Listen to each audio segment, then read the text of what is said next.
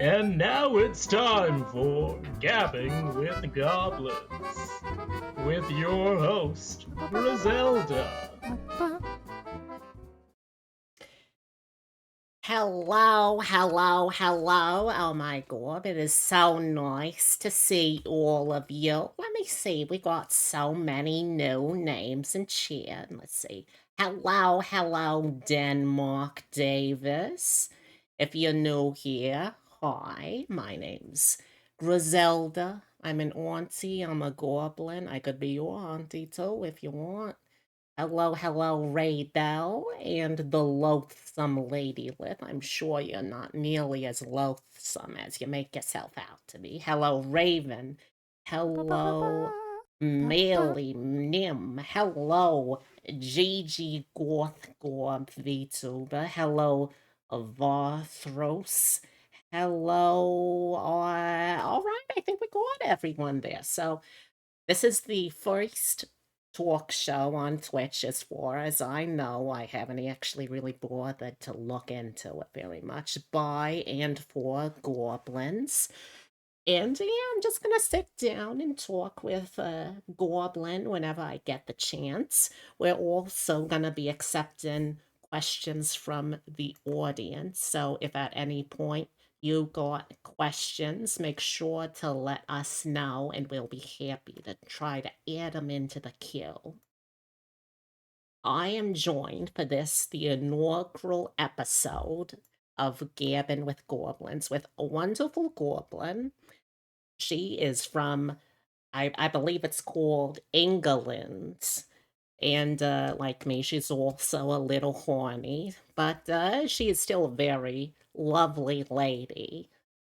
This is the wonderful, wonderful TwixeGobbo. Hello. I remember to unmute myself that time. That didn't happen on the last one. Ah, we try to get all of the stuff off before the start of the stream. So, welcome to the show, Twixie. It is absolutely lovely to have you here. It is lovely to be here. Thank you for inviting me. So let's get started with some of the nitty gritty stuff. So, if someone is unfamiliar with your work, what would you like them to know? You're in an elevator. You have barricaded the elevator so no one can get out till you're done with your elevator pitch. What is the pitch you're giving to win over the audience? So let me paint a mental picture here. So I'm in an elevator. There's what sort of people around me? Are these like the most average normal people that you can possibly imagine in the elevator, and you've just got to like sell yourself? Is this what we're doing? Sure, sure, we may as well do a little bit of normies, you know? As my grandma always said, a normie is just a goblin enjoyer who hasn't been introduced to goblins yet. Ah, I see. I see. Oh, that's actually quite a difficult one because I even now, like, I've been doing this for 2 years. I have absolutely no idea how I would like address what I actually like. Hello, I'm green and I sit on the internet and I make weird sounds. There we go. That's what I do. I will sit here and I will be a detriment to myself and the safety of others. Oh, Hi. oh, that sounds absolutely wonderful. Now, you just mentioned something. Congratulations, 2 whole years. That's nothing to scoff at. A lot Yes. of streamers go under very quickly. They don't have the chutzpah to really push through that initial rush, and I really respect that. Tell me a little bit about why you got into this whole streaming thing, huh? Oh, hit. Okay, I'm gonna sound old now. Hold. Back in my day, back when Oh, we're I was all old here. Don't worry about it, darling.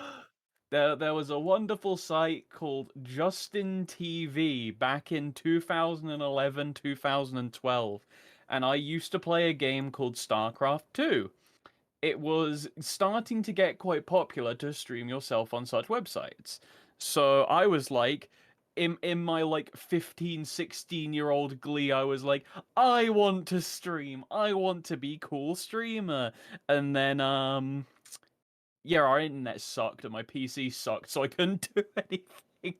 But steadily the years went on, and it was like then we got Twitch, like they changed over to Twitch, content got different, and then it was like I remember going to university and just kind of being like, you know what, this kind of sucks. I kind of want to try streaming, and then like even then, my internet wasn't good enough to start streaming, and then lo and behold, the wondrous you know the wonderful C word that started, and then everyone got stuck inside, and then it was like, you know what? I'm just gonna do it. Fuck it. And then I was like, I didn't want to stream with like my face or anything like that, so I was like, I'm gonna go through the archives. I'm gonna go through my files and see what I can do. And then there was like my P crew that I made of my goblin in like 2018, 2019. And I was like, you know what? Yes. And then a week later, Honey Goblin debuted, and I was like, "Fuck, I'm late." But that's kind of the journey. It's mostly like I've just wanted to make some friends and just like actually enjoy myself, and I'd say I'm quite successful. Well, that sounds wonderful. How do you decide what you're doing for your content when you're doing your streaming? I personally found that as someone who's a little bit of a boomer when it comes to understanding technology, I have no a cock the clue what is going on with these machines most of the time. How did you decide where you wanted to focus? What was your niche, you know? Well, what's the best way of saying that? Um, to be quite honest, I kind of just like random. It was actually something my university teacher taught me. I have right next to me a random notebook. It is mostly nearly full. Um, Basically, what I tend to do is if I have or see an idea that I find cool, I just write it down, and then like at the moment I have like a list of ideas here that I could possibly do, or like from things that I've seen before. So like none of my not much of my content is particularly unique in the sense that I've invented it. I've just taken an idea that already exists and then decided I'm gonna just make it stupid or just make it like really detrimental to me in some way because I've found out over my course of being a streamer, people really like trying to mess with me. So that's where a lot of my time has been going. But it's mostly been sort of that. So like on Sunday, for example, I have a stream for chat controls my game of Euro Truck Sim. Not because not like a chat plays the game. No, because I know for a fact that my chat wouldn't want to complete the game. So what I'm gonna do is I'm gonna play the game, and they're gonna mess with me because that's what I know they like to do. So this is sort of just like over time I've sort of created this. I don't know. It's just sort of like the thing that I decided to do. I just sort of found it enjoyable and was just like, yeah, do it. But It's wonderful. I'm so glad to hear you're chasing your bliss in today's day and age. It can be so yeah. hard, especially in this post-pandemic world. Sorry, Mm. post-pandemon world. Let's try and keep it a little lighter. Oh, I'm gonna spin something here. I'm gonna spin something here. I'm gonna ask all why you right, all decided to become right. a streamer. Yeah, we're swapping the talk show now. Now you're the guest. Oh my Oh, I God, wanna I well, wanna know the same for I'm in the you. hot seat then.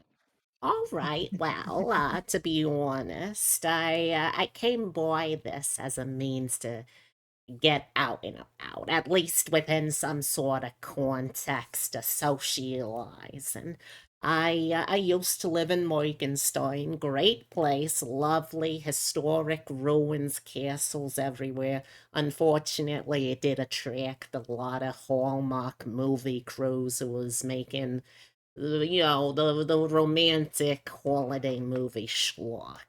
But Oh yeah. I met this wonderful man, Vincenzo. He's smart, he's caring, he's hung like a horse, and things clicked. We ended up getting married, and Mm-hmm. I found that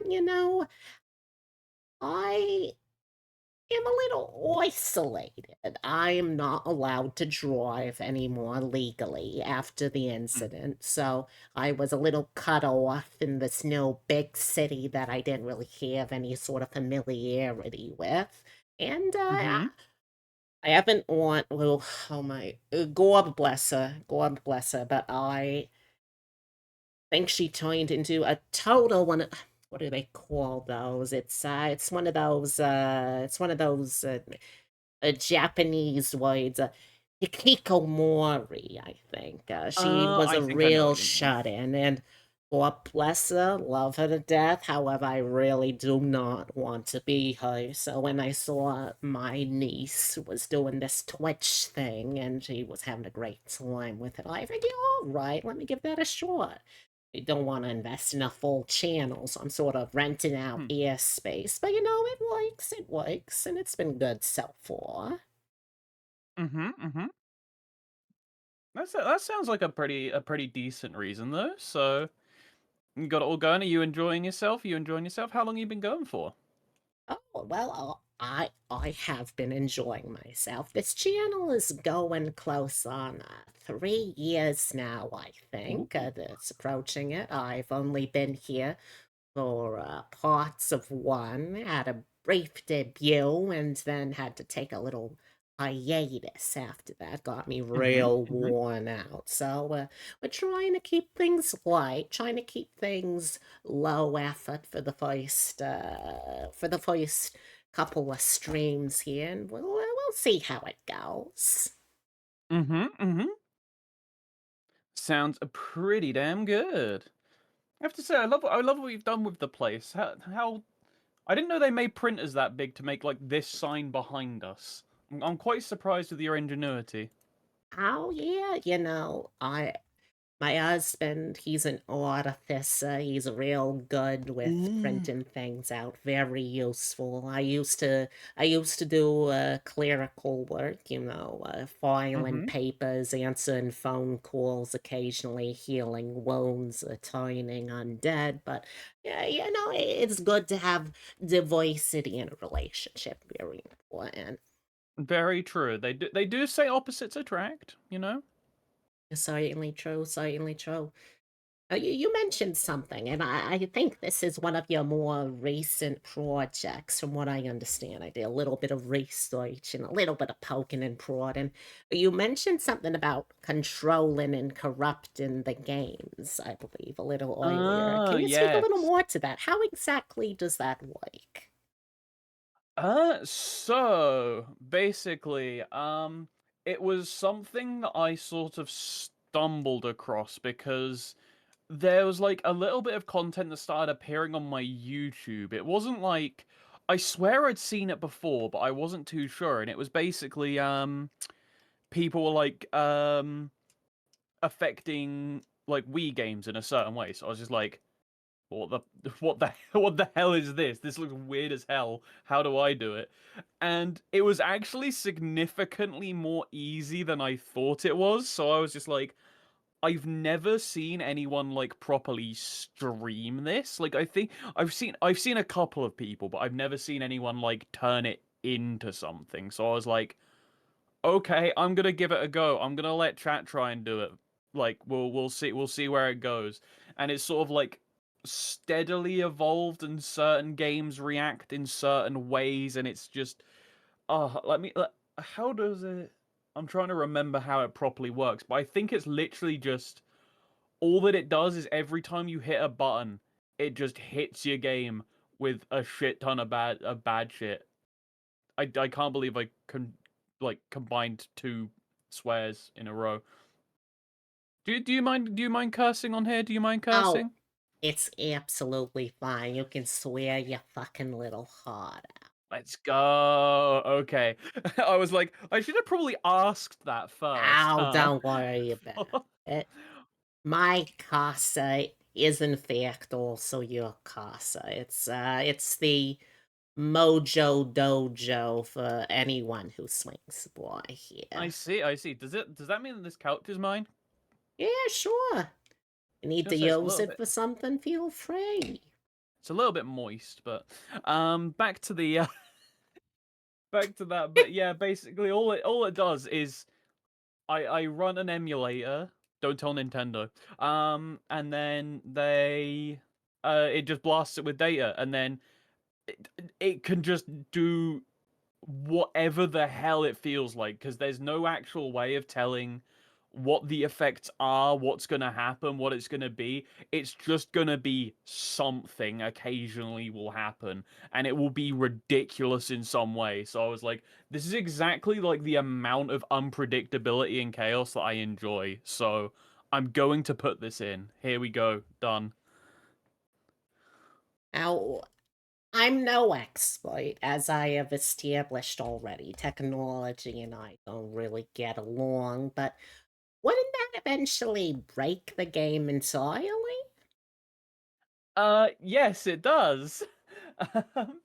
By quite a considerable amount sometimes. So, but that's usually like, I suppose I could sit there and get like concerned about it or worried, or I could just sit there and just like point and laugh at how broken everything has become and I can't do anything.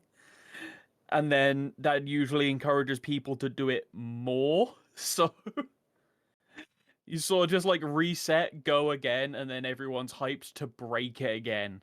So Sounds yeah, like a wonderful little cycle of destruction. Oh, looks like exactly. we've got a first comment in question here from Denmark Davis. Do you remember everything you were feeling when you first became an affiliate on Twitch? Oh, that's a funky one because that was a long, long time ago. That was not the September that's just been, not the September before that, but the September before that one. So, I actually managed to. So I've actually had my Twitch channel since like 2013. So over the time I did rack up like I started at like 43 follows because like random friends that I'd like spent time with or stuff would just like follow the channel because I told them I one day wanted to stream. Um and then like when I started streaming I got like a couple of friends to watch. So I actually hit like affiliate like quite like I hit the requirements really quickly, like surprisingly enough. But then didn't I didn't press the affiliate button for like a month and a half because I was just like nobody knows who I am other than my random friends. So if I do an affiliate celebration, nothing's really gonna change.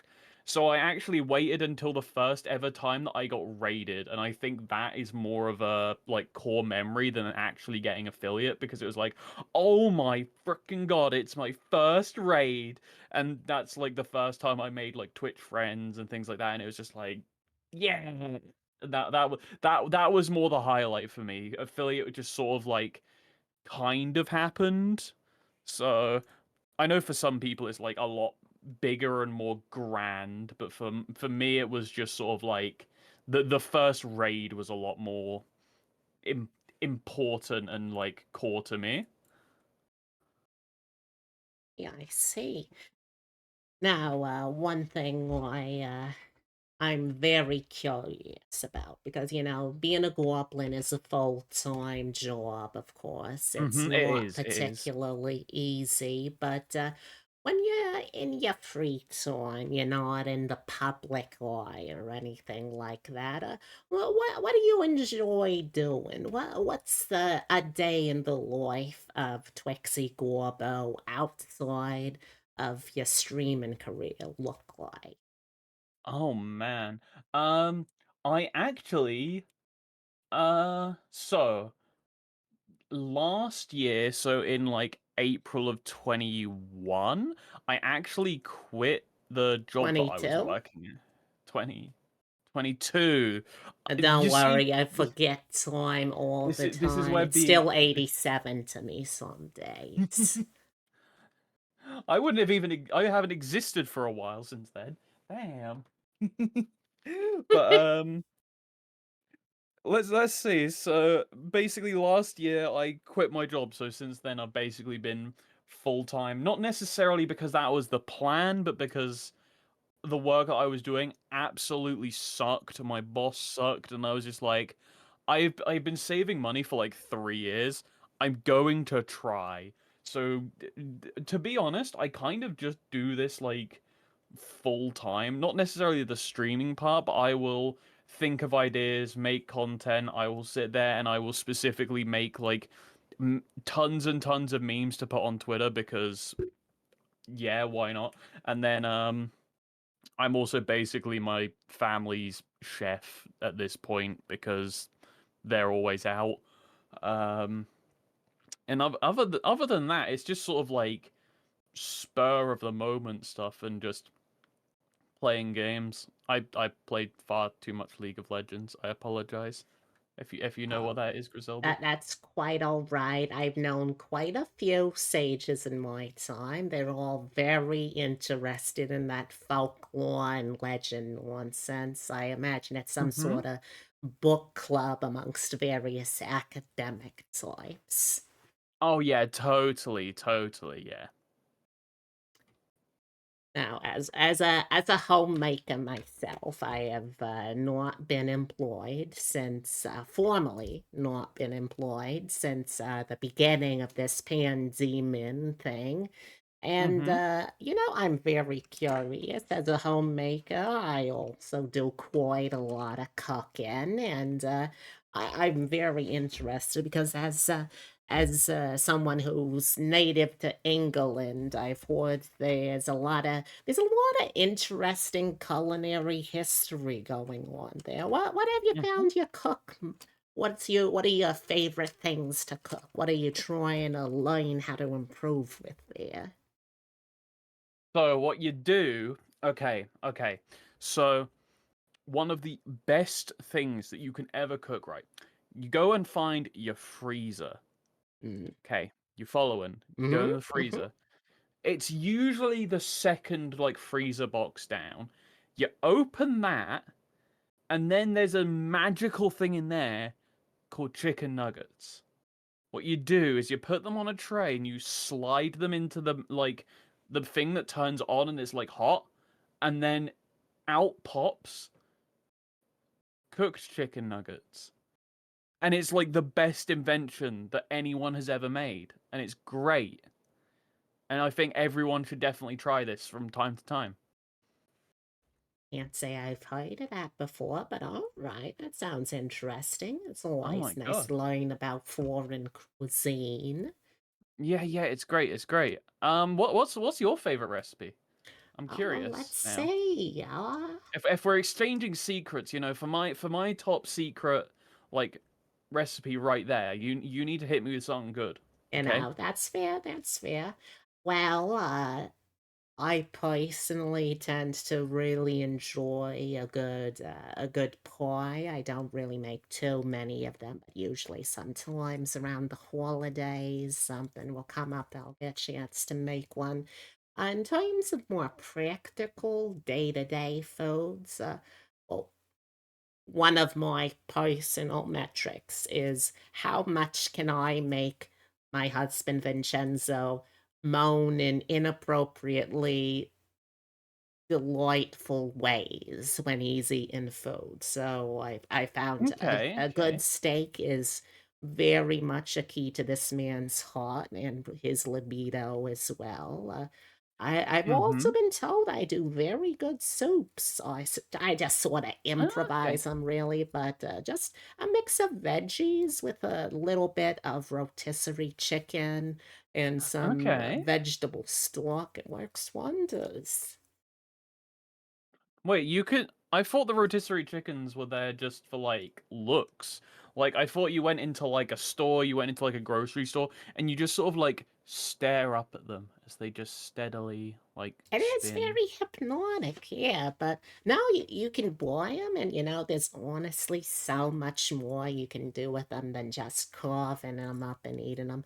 It is a little bit Okay. of a struggle in my house, I will say. Vincenzo is the sort that I will wake up in the middle of the night, go out into the kitchen, and see that, oh, he is completely naked and he is pulling apart a rotisserie chicken in front of the open refrigerator and eating it with his little hands. But that I knew that when I was That's marrying him. understandable though. Yeah, there's something very primal about that. Oh, it looks Hmm. like we have a couple more questions here. Alosa Oh, we Lady do. Lilith asks, "You like League of Legends, for can you name three of their albums?" Now, that's interesting. I wouldn't have guessed a book club would have albums, but okay. What does that mean? So I can name three of them. They have the newest, most recent one called Heartsteel. They have KDA All Out, and then they have let's think. Uh, I'm pretty sure Pentakill's Lightbringer is one of them as well. There you go, Lilith. And looks like Denmark Davis asks, "Who was your streaming inspiration getting into all this?" Oh my gosh, right. So I I didn't particularly have a inspiration or like a couple of people. It was just sort of like in general because it was uh, th- it's always been sort of a part of my life to watch streamers because back in like even when I used to do like my IT course back in like 2013 or so, um I would That's the have. course with the clown, right? The IT course. Yeah. There's the clown up the front. They have funny balloons. But he has a tendency to hide in drains on like break. It's kind of weird, but um, I remember sitting there on like the computer, and I was just like, I would have like speed runs up of and watching that, or I would watch just people playing games, or like I think it's just I sort of grew up in the exact time period that like YouTube exploded, Twitch started, and it's just sort of like been one of those things that's just always been there in my life, and I was like, I want to do that. And I've never particularly wanted like I could sit here and lie and I could say like, you know what I want to do? I wanted to make games, or I sit here and I'm like, I wanted to do this. No, I have always wanted to be a streamer, and that is like literally always, it's always been some form of underlying excuse where I've just been like, yeah, no, I want to do this. And it's like, nah, I actually want to do this, but it's hard to do this and succeed, so I never done it until recently.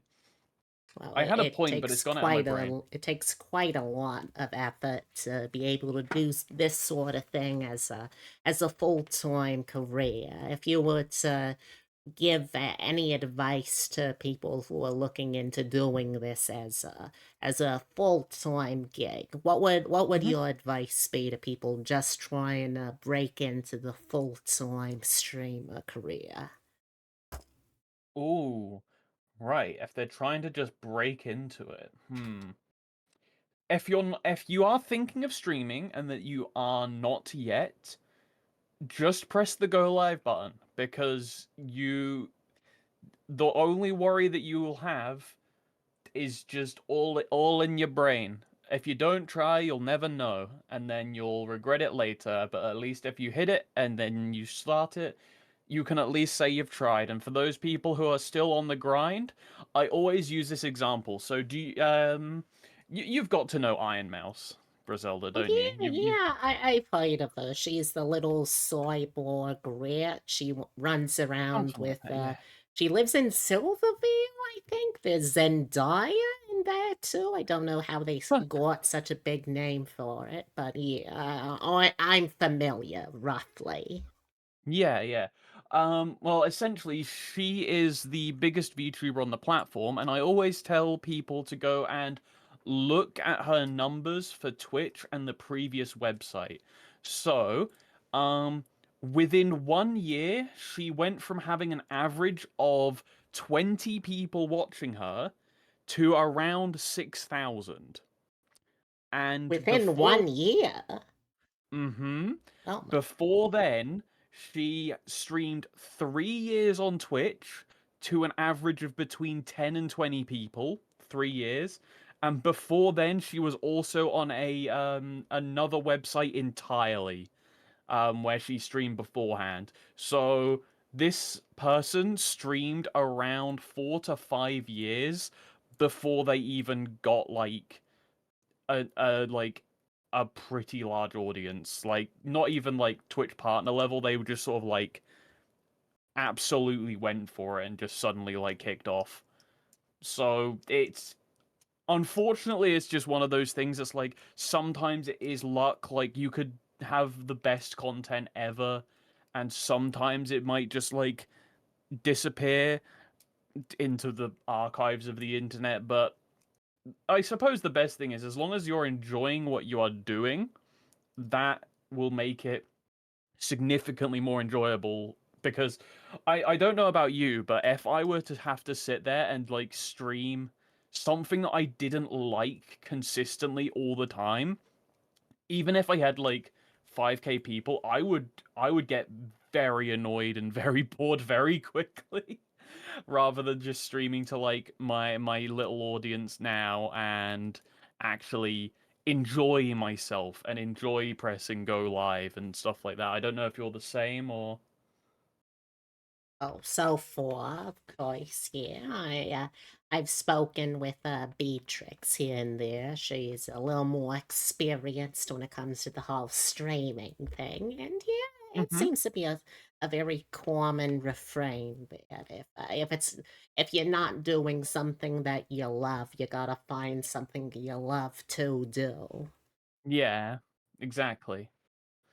And I'm gonna quickly ask you the same question as well. Who was your streaming inspiration for when you started? 'Cause I remember that you mentioned your niece was into streaming, so Well, yeah. So, my niece is Elf Gal Goes. Well, my whole family we're a bit of what you call sluts on my mother's side. Bless her uh heart, she shacked up with the tiefling, and that's why I've got the horn sometimes. mhm. My sister, she went with an elf, and then I went with a halfling eventually. But my elf sister, or my sister with the elf, rather, Mhm. Gorb, thank you, that I do not have an elf for a sister. I do not think I could handle that. You know, half breeds tend to be a little wibbly wobbly with the genetics. You can sort of express it in different ways. And it was around the Mhm. time that she started streaming sometimes in her her more goblin prominent form that I decide, you know what, maybe there's an audience for these little goblin streamers like myself, Hmm. and I figured, sure, I'll give it a shot. I also found though early on as a queer woman myself that it was very, very important to find others in that community because it's a very isolating feeling. Even if you are someone who is able to blend in or mask or anything like that. You can disguise yourself all day, but eventually the Mhm. spell wears off and you got to deal with what you're actually going to be seeing in the mirror. And if you don't like that, if you're not surrounding yourself with people that can like that, then it's very discouraging. Mhm. And what the heck just happened to my mouth? What the Oh, it's all right. We all have very active tongues here. it just sort of just went off for a moment there. Um But yeah, no, I definitely get what you're saying 100%. Also, ignore my arm occasionally going up. For some reason, it thinks that the microphone is my hand. Oh, that's right. My arm will go up a little bit randomly too, so don't worry about it. Mm-hmm. But yeah, how is your sort of in a brief moment of some intersectionality? How have you found your other sorts of identities intersecting with your identity as a goblin in the public eye? So you just mean like what's a better way of wording that question? Because I'm not too sure how to Well, respond to. Do you mean? beyond identifying with the goblin community, are there any particular communities that you've found a lot of support and affirmation for as you're going about presenting yourself into the larger world as you are?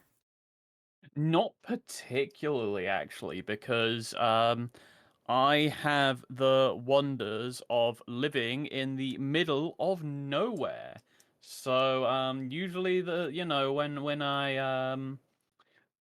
I head off to do other things other than sitting in front of my camera, it's sort of like it's kind of difficult because everyone's quite not mean. Mean isn't the right word. They're not as understanding because a lot of the people around here we they haven't seen the most varied peoples of any sort, so they're not usually the most open, if that makes sense, to a lot of things. So I usually find a lot of comfort in online communities more than anything. So I just sort of typically the best way that I can put it is I just sort of try to adopt as many people as I possibly can. If I like somebody, I will try to get them to be part of the community in some way, shape, or form. They don't necessarily need to be a goblin or anything of any description. Just your friend, come here. You're a friend now. That's basically how it be. I can certainly understand that. That's a very understandable sentiment. I know that I've adopted a fair number of folks too. You know Mm-hmm. what? And by being on the show, if you looked at the disclosure form, there was in fact the clause where you are now legally speaking an extended niece of the family here. So congratulations Oh, there. there was a form. Oh yeah. You didn't get it? I'll have to nag the staff to make sure we actually get those sent out next time. Okay, okay. Mm-hmm, mm-hmm. Looks like we got a couple more questions here. Do you think the Twixie of 2 years ago would be proud of everything you've accomplished? Asks Denmark Davis. Probably not proud of everything, but I think that's just kind of how everything sort of works out. Because obviously I've had like ups and downs, but in comparison to how my life was back then, definitely 100%. I think I would be a lot more. I would be very proud of how far I've actually come from basically being a little PNG on a screen. With a life that I didn't particularly enjoy very much, to actually feeling quite lucky, I suppose would be the best way of saying it. Like I definitely feel like very lucky to be in this state for sure. You know what? You really deserve it. Everyone deserves the opportunity to be able to express their truest self, to be able to try for maybe lofty ambitions. And you know what they say, if you shoot for the moon, then if you fail, you land usually in a nudist commune, and they're very inviting and very friendly. Mm-hmm. Yes, that is actually very true. But do you are you quite proud of yourself? Do you feel better for sort of coming on here again? Because I remember you said that you took quite a bit of a. Did you take a bit of a hiatus or? Oh, yeah. So I'm getting up there in years, Mhm. 47 in Goblin years. I absolutely refuse to say what that is in any of your humanoid races years, but feeling a little old and disconnected with the youths can make things a little difficult. And even though there was a Mhm. warm welcome to the initial premiere, as it were, I still felt a little overwhelmed by it. I needed to find a way to approach it a little more on my terms, I think. Oh, yeah, We definitely, did definitely. eventually get there, though, and at the moment, I'm very happy with the one stream a week setup, and maybe there'll be Yeah. more in the future. Maybe not. We'll see. Life's a journey and all that. Exactly. And also, one of the things to always constantly remind yourself is this, as much as people like to think that it is, Twitch and streaming isn't a race, and it's not something good to constantly compare yourself to others. So for example, you saying one stream a week, I know people who stream like 5 days a week, 6 days a week, and it's like, I know I couldn't do that. That's not what's comfy for me. And then whatever's comfy for you is whatever's comfy for you. So if that is what you are enjoying, go for it. And if that's how you want to do it, by all means, this is your stream. Oh well, it's Beatrix's stream, but yeah. That is very true, though. I think you really hit the nail on the head there. What's so important to remember in this sort of field where everyone can be sort of seeming out to get their own and no one else's. Your victory and your losses are not necessarily other people's losses and victory. If someone else is doing numbers, if someone else is doing huge audiences pulling in all the big views, that does Mm-hmm. not mean that you have failed because they have succeeded. Mm-hmm. And that is totally fine. You gotta go at your own pace. Like we have another question for the loathsome Lady Lilith. Outside of goblins, which monsters would you say are the sexiest? That's a tough one. Mm, That's a tough one. Oh God. I do like me a good I do like me a good kobold, that's for sure. Um I'm how also quite a big bold of fan. you. Mm. It's ironic considering that the word goblin actually does originate from kobold because they're both German words, but Very true, they very they true. they only have a word for kobold, so we're all basically considered under the same weird umbrella. Um, but yeah, no, definitely kobolds, and I like bugbears quite a lot as well. They're quite nice. They Well, are what about quite you? something. What about you? I'm curious. What's your fancy? Well, personally, I find that, I would hardly call any sort of monstrous race, but oh, sorry, hold on a second. I need to re-extrude. There we go. Mm-hmm. But I personally have a little something for some halflings. I find that Mm-hmm. they are Mm-hmm. very unproportionate in all the enjoyable places. I, Oh I've yeah. heard that I've heard a lot of big talk about dragons, and that's fine if you want to be with a dragon, be with a dragon. But I prefer things that are a little more to scale, or at the very least, a little more, Manageable? yeah, less grandiose, less big egos than a lot of I get you. I dragons. get you. A satyr Sada's a Okay. fantastic friend. Any sort of beastly adjacent sort can really get my motor Mm. revving personally. I see, I see. I can get that. I can definitely get that for sure.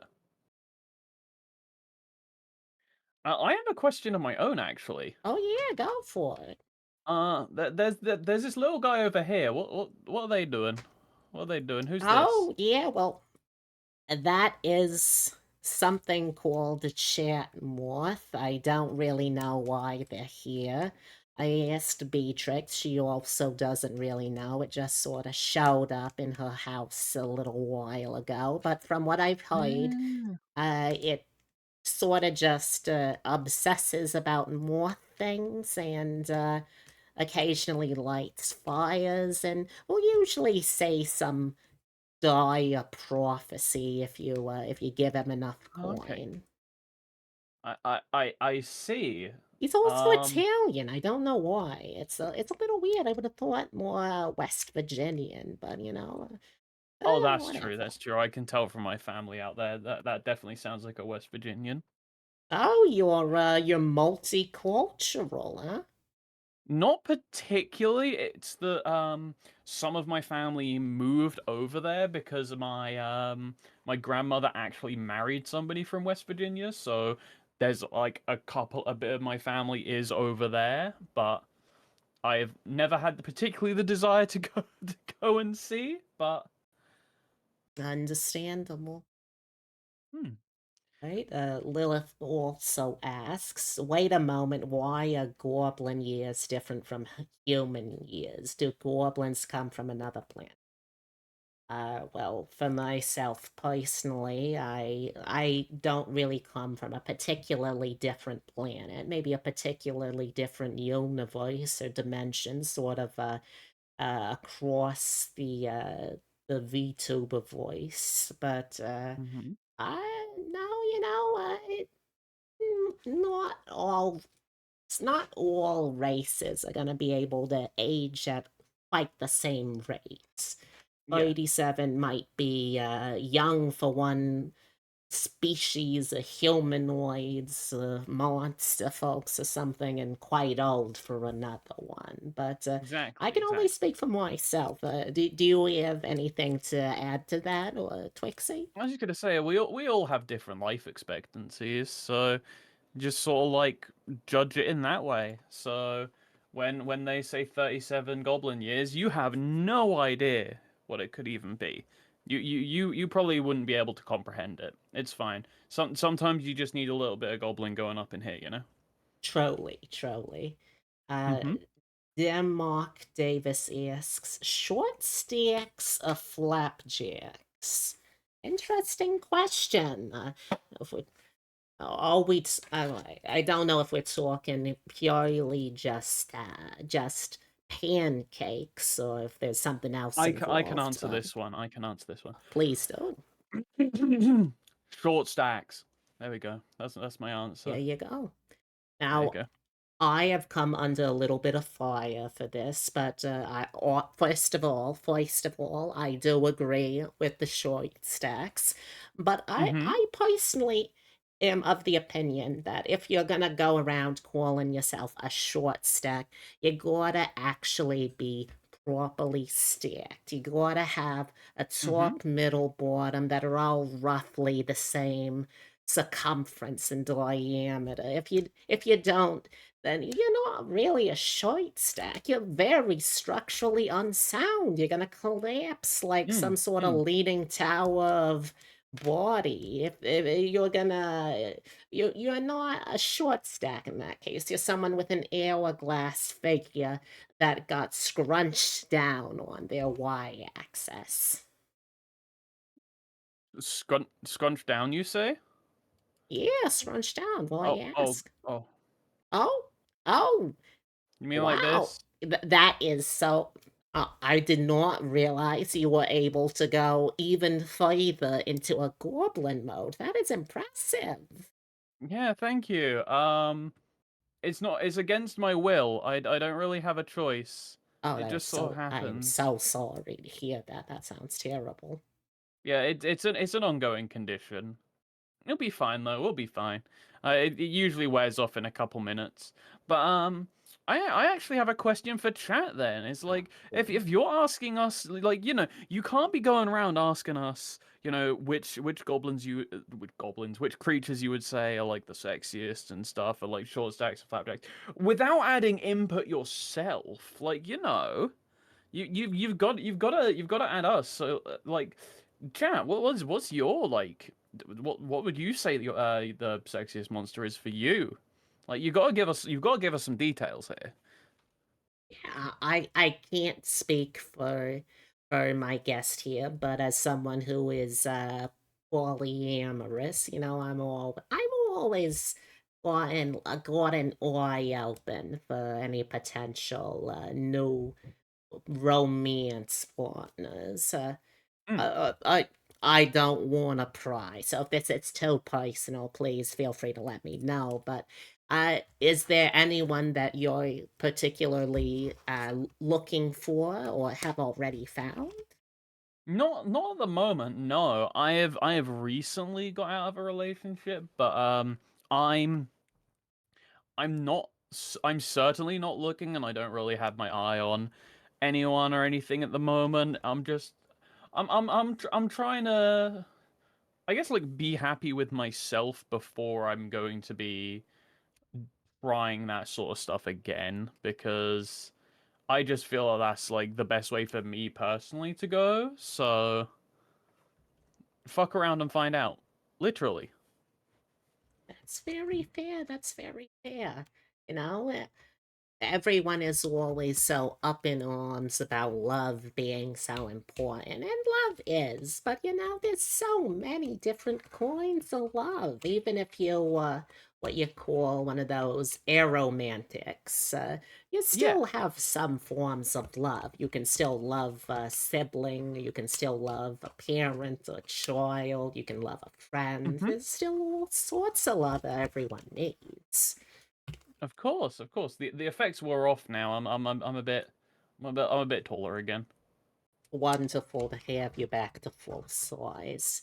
It looks like we got some responses from your comment. We've got Hmm. Denmark saying, "For you, goblins and orcs are the sexiest." Oh, you don't. Oh my god, excuse me. You Thing don't say. thing for greenskins, huh? Oh, I good see, to I see. know. Good to know. And it looks like we also have some answers from Loathsome Lilith. We've got demons, gorgons, lizard folk, dragons, harpies, mermaids, vampires, unfathomable cosmic abominations. It's a long, long list. You know what? Loathsome, I fully understand. It is such a struggle being a monster fucker in this day and age when it's so many options, so many flavors of Hmm. monsters to stop. It's like how do you have time to try all those? Like I don't know. Personally, for me, I'm not too happy usually with just like what's the best way of putting this? An appetizer? I don't really know. If I like I It doesn't am some amuse your boosh like you would want for an yeah. I appetizer. am if I say the term demisexual, do you know what that means? Well, from what I understand, it's sort of like before you can really develop any sort of romantic feelings for someone, you gotta build up your connection. You gotta level up your social link, as the kids like to say. Yeah, it's very similar. So I'm not one for like one night stand isn't the right term for it, but it's sort of along the right lines. I can't do You short can't trips with rush people. into love. You gotta Yeah. slow burn it. All right. Mm-hmm. A Giga Goth Gorb also says almost anything feminine. Very understandable. Let's Boob see. enjoyer. We have also. Oh, here's a question that I missed earlier. As a goblin, what would be something you'd elect? Hmm. I'm trying to think if there's. I'm gonna have a look around quickly if there's anything that I would collect. Huh? I'm not really one for a collecting sort because a lot of things sort of like get me too overwhelmed is the right sort of thing. I suppose collecting friends would be the best thing to say because I I used to be very introverted. I used to be like the most introverted person in the world, and then sort of streaming kind of forces you not to be in a way. Very Like you much can so, still be yeah. introvert, but it's like it sort of forces you to talk. Like today, if you asked me to do what I am doing now 2 years ago, that would have definitely been a no because I wouldn't have just been able to come on and be like, "Hi, how you doing? How's it going?" Like it's just sort of like become part. So I just like collecting new friends. I like being able to every now and then look down my like Discord DMs and be like, "Oh, cool, I know a lot of people," or something of the equivalent. That's such a lovely answer.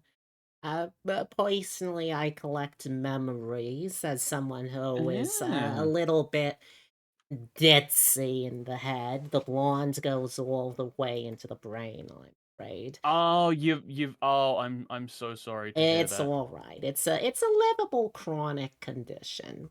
But Yeah, as yeah, yeah. someone who is chronically blonde, I personally find that I always like to have something to remember things by, to remember the people that I've met, the places I've gone to. It don't have to be Hmm. expensive. It don't have to be anything that's particularly meaningful to anyone who isn't me. Just pictures are fine, photographs. My father was a photographer. Bless his heart, he's not dead. Sometimes I just need to do my cleric rites.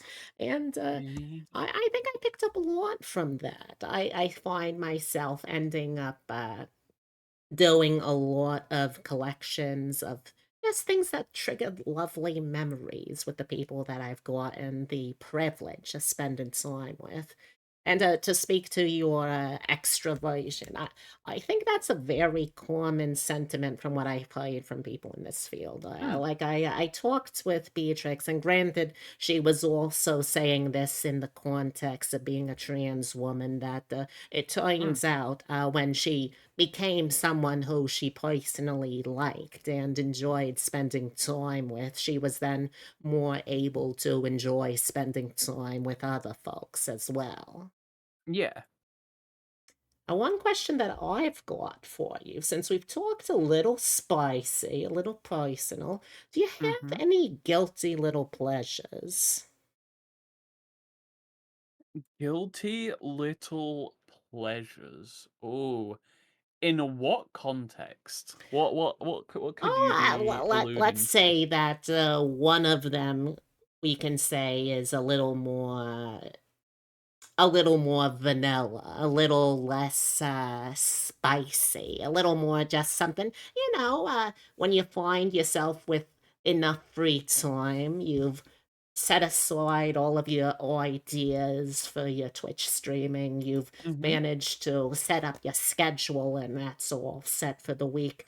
Mm-hmm. What would you do that it's not necessarily something productive or something that is particularly in keeping with the sort of things you like to do regularly, but it's still something you find yourself drawn to, that you enjoy spending your time doing. And then if you want to also answer in a spicy way, you're welcome to, but there's no pressure for that. Oh, well.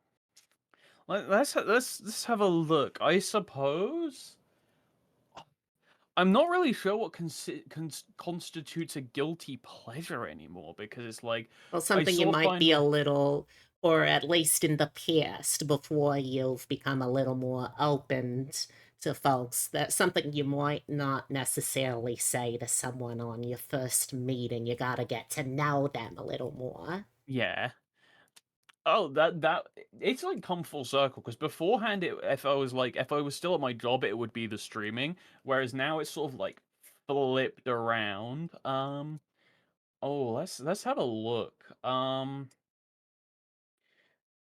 There isn't particularly much that I would actually say. I'm kind of like hmm.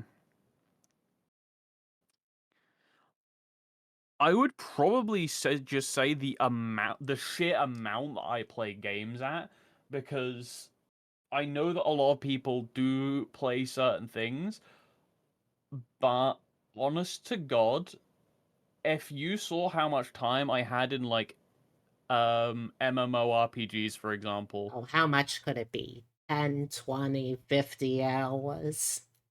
I'm pretty sure that I have on the MMO World of Warcraft when I was growing up and recently, I'm pretty sure you could total it over a year of Oh my playtime. god, that is quite impressive. I've heard that you have to do something for at least 1,000 hours if you want to be considered a professional. I'm pretty sure at that point you have probably success. Well, maybe it was 10,000 hours. I don't know. I don't remember such things. But otherwise, I'm trying to think what spicy ones, because as Beatrix is, I am also a trans person, but I have to admit, since being on like hormones, everything's kind of just died. It's the best Oh, way of saying it. My libido has gone from like, where are my hands? Where are my hands? Like here to just vroom. oh. Well, Like as I long as you're okay with that. I know not to air out Bee's dirty laundry, but absolutely to air out her dirty laundry. She says that her libido, if anything, especially once you're on that, what do you call it, progesterone, has gone mm, up. But her ability to actually act on any of that is gone way down. mm, yeah, it's probably quite similar actually. Like it's more I can think of a lot of lewd things. I can be very lewd on stream, but then it's like actually being lewd or spicy is just very rare. Very, very, very rare. There have been a couple times where people have actually DM'd me being like, "Oh hey," I've got to do my best creepy voice, just like, "Oh hey girl, how you doing?" It's just like, and I'm just sat there, just like, Oh my "Please don't." god. You're telling me people have actually slid into your DMs talking like that? I have actually had a couple.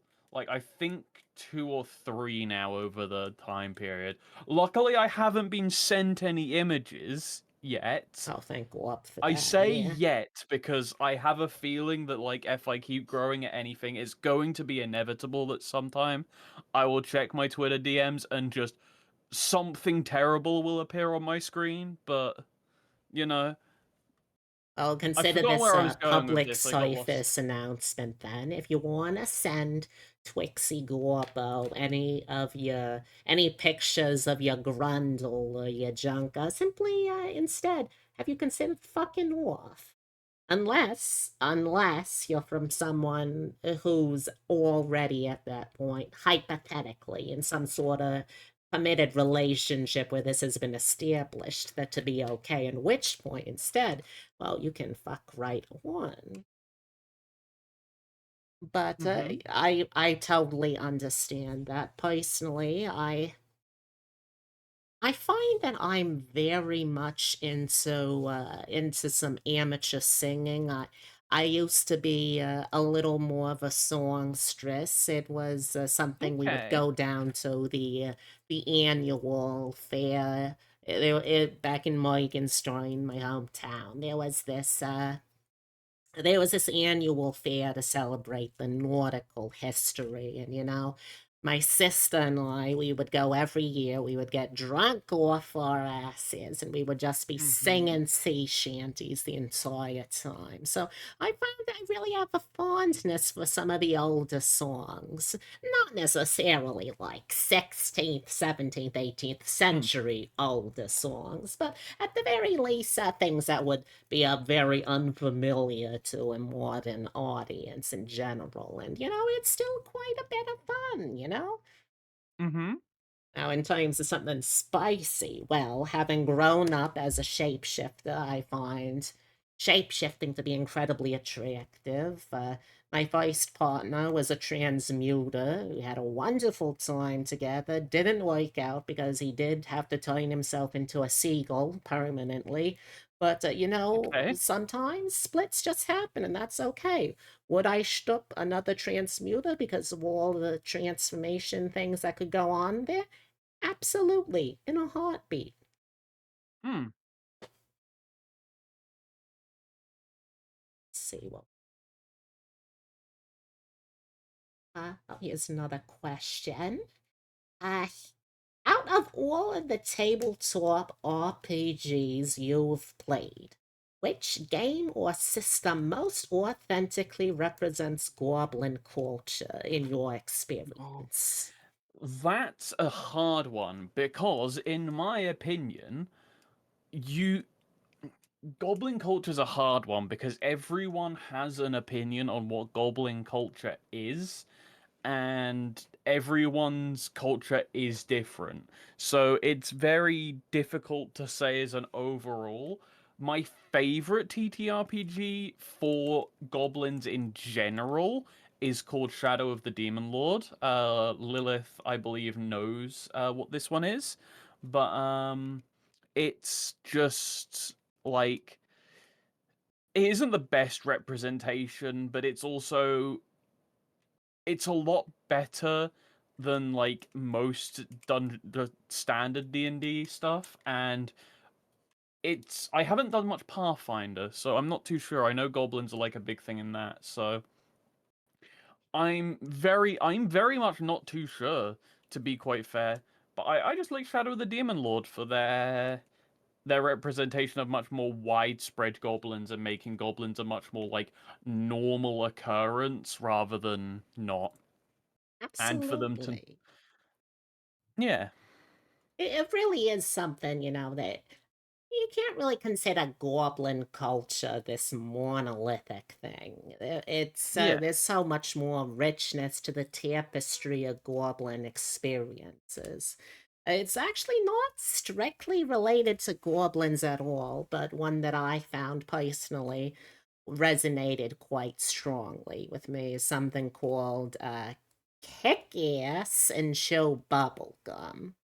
Ah, okay, You okay. essentially start with 10 pieces of bubble gum and some improvised setting with goals in mind.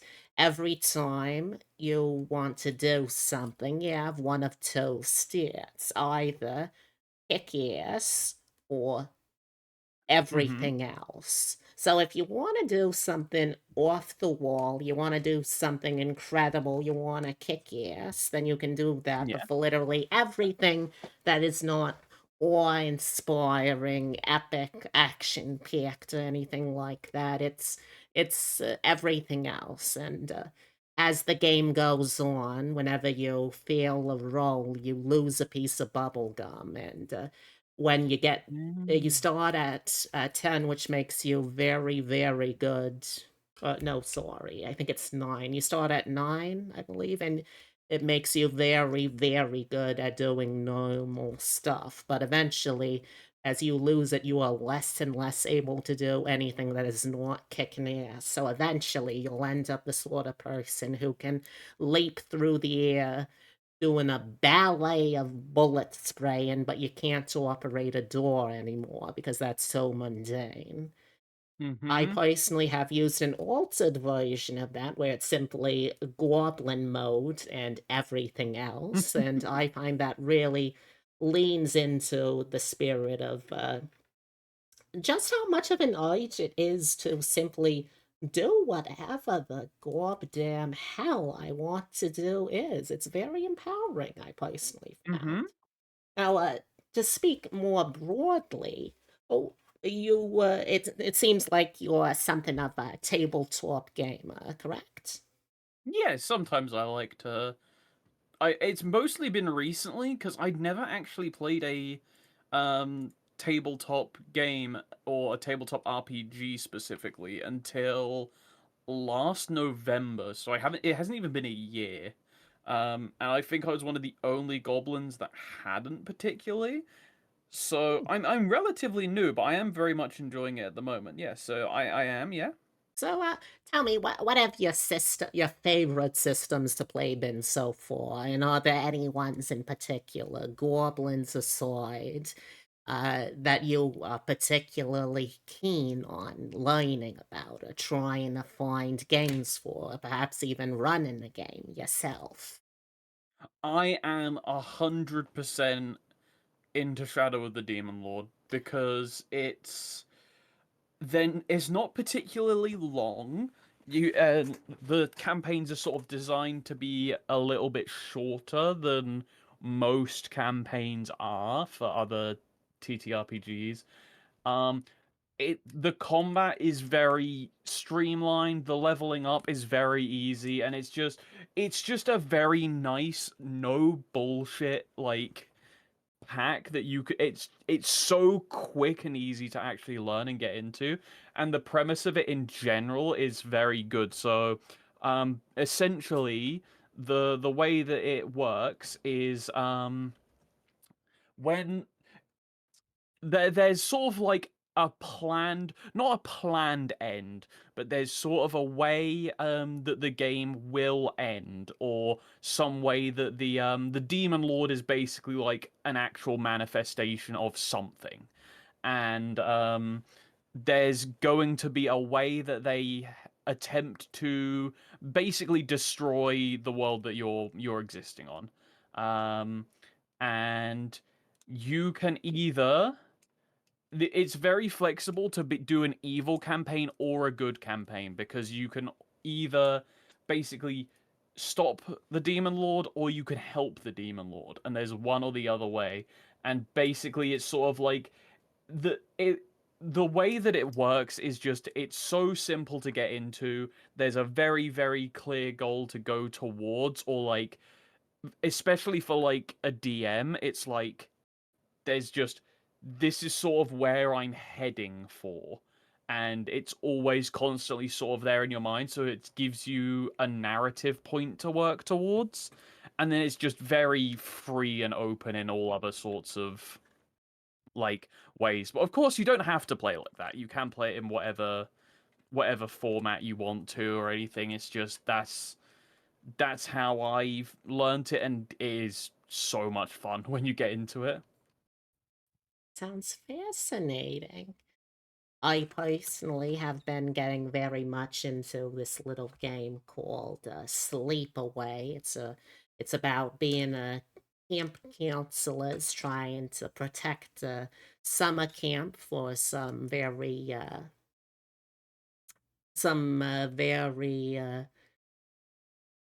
not at risk, but disparaged sorts of youth for who they are, Hmm. and trying to protect them from a sort of slasher, sort of mythical boogeyman that represents Ooh. society at large, Mhm. creating a protective community for people who are already at disadvantaged or disparaged populations of cultures, and being able to try and protect them despite. Thank you so Oh, thank you much. so much, Rosaroo. Rosaroo, I recall that there's something of a staple in both of our communities. Hello, hello. I hope you're doing Hey, wonderfully. Ro. Ro is actually made my I'm actually going to be doing a not re-debut, like a new model debut in January. So Oh, they actually made my theme music. oh, that's wonderful. Well, Yeah. congratulations. Small world. They've been sub to you for 17 months. Jeez. Oh, most of those granted were to Beatrix, but I'll Hmm. take the credit, sure, why not? But yeah, it's a very much about generational trauma and trying to create healthier, happier environments for the youth that are following in footsteps of communities like cultural, ethnic, gender, sexuality, minorities, things like that. It's as someone who used to work a lot as a cleric, I picked up a little bit of that sort of vibes. I really Yeah. enjoy metaphors and literary motifs used to express meaningful things in video games. Or video games, listen to me. I sound like I'm some sort of a cocktail gamer. No, tabletop games. But yeah, you should try getting in touch with that Beatrix. I swear that girl is such a slut for tabletop games. She's always looking for someone, for something to do with it. But anyway, that's none of my business. I shouldn't be airing other people's dirty laundry. Mm-hmm. You say that after airing their dirty laundry earlier. Hmm. Well, I mean, I rent out the space. During this time, it's my time to do whatever I want. Really. Also, hello, Faye Druidia. Welcome, welcome. I hope you're Hey, enjoying the show. Faye. Welcome, welcome. Now, going back to something, you just mentioned something that sounds very exciting. I'd like to talk about that for a moment. You say you're planning a re-debut? Yes, I actually am.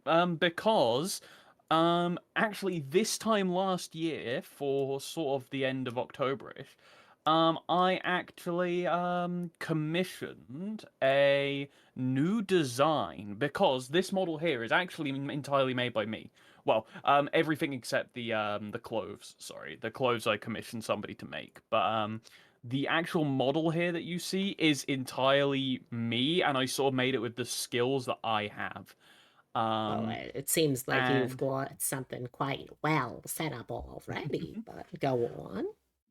but so I was like, I want to properly be able to make like what I would want. So I ended up commissioning one of my best friends who done like they've done basically so much art for me. They have done so much, and I was like, here's my description. I'm going to write a description here. Like I filled A3 like pages and pages of like ideas, and I was just like, go, show me what you think.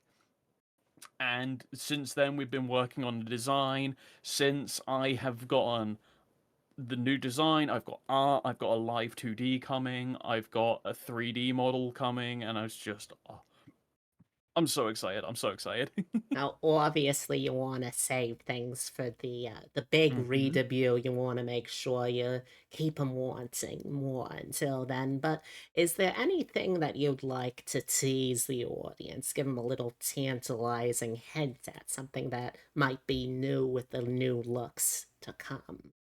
Oh, my new look is fairly sort of known, because I have shared it about before Oh. and such, but I haven't shown the models off or anything of the sort. I've only shown art, so most of my audience know, but it's easily recognizable as me. It's not too far away, but it's also like it's a very big change, but I think people are gonna like it. So we will pray.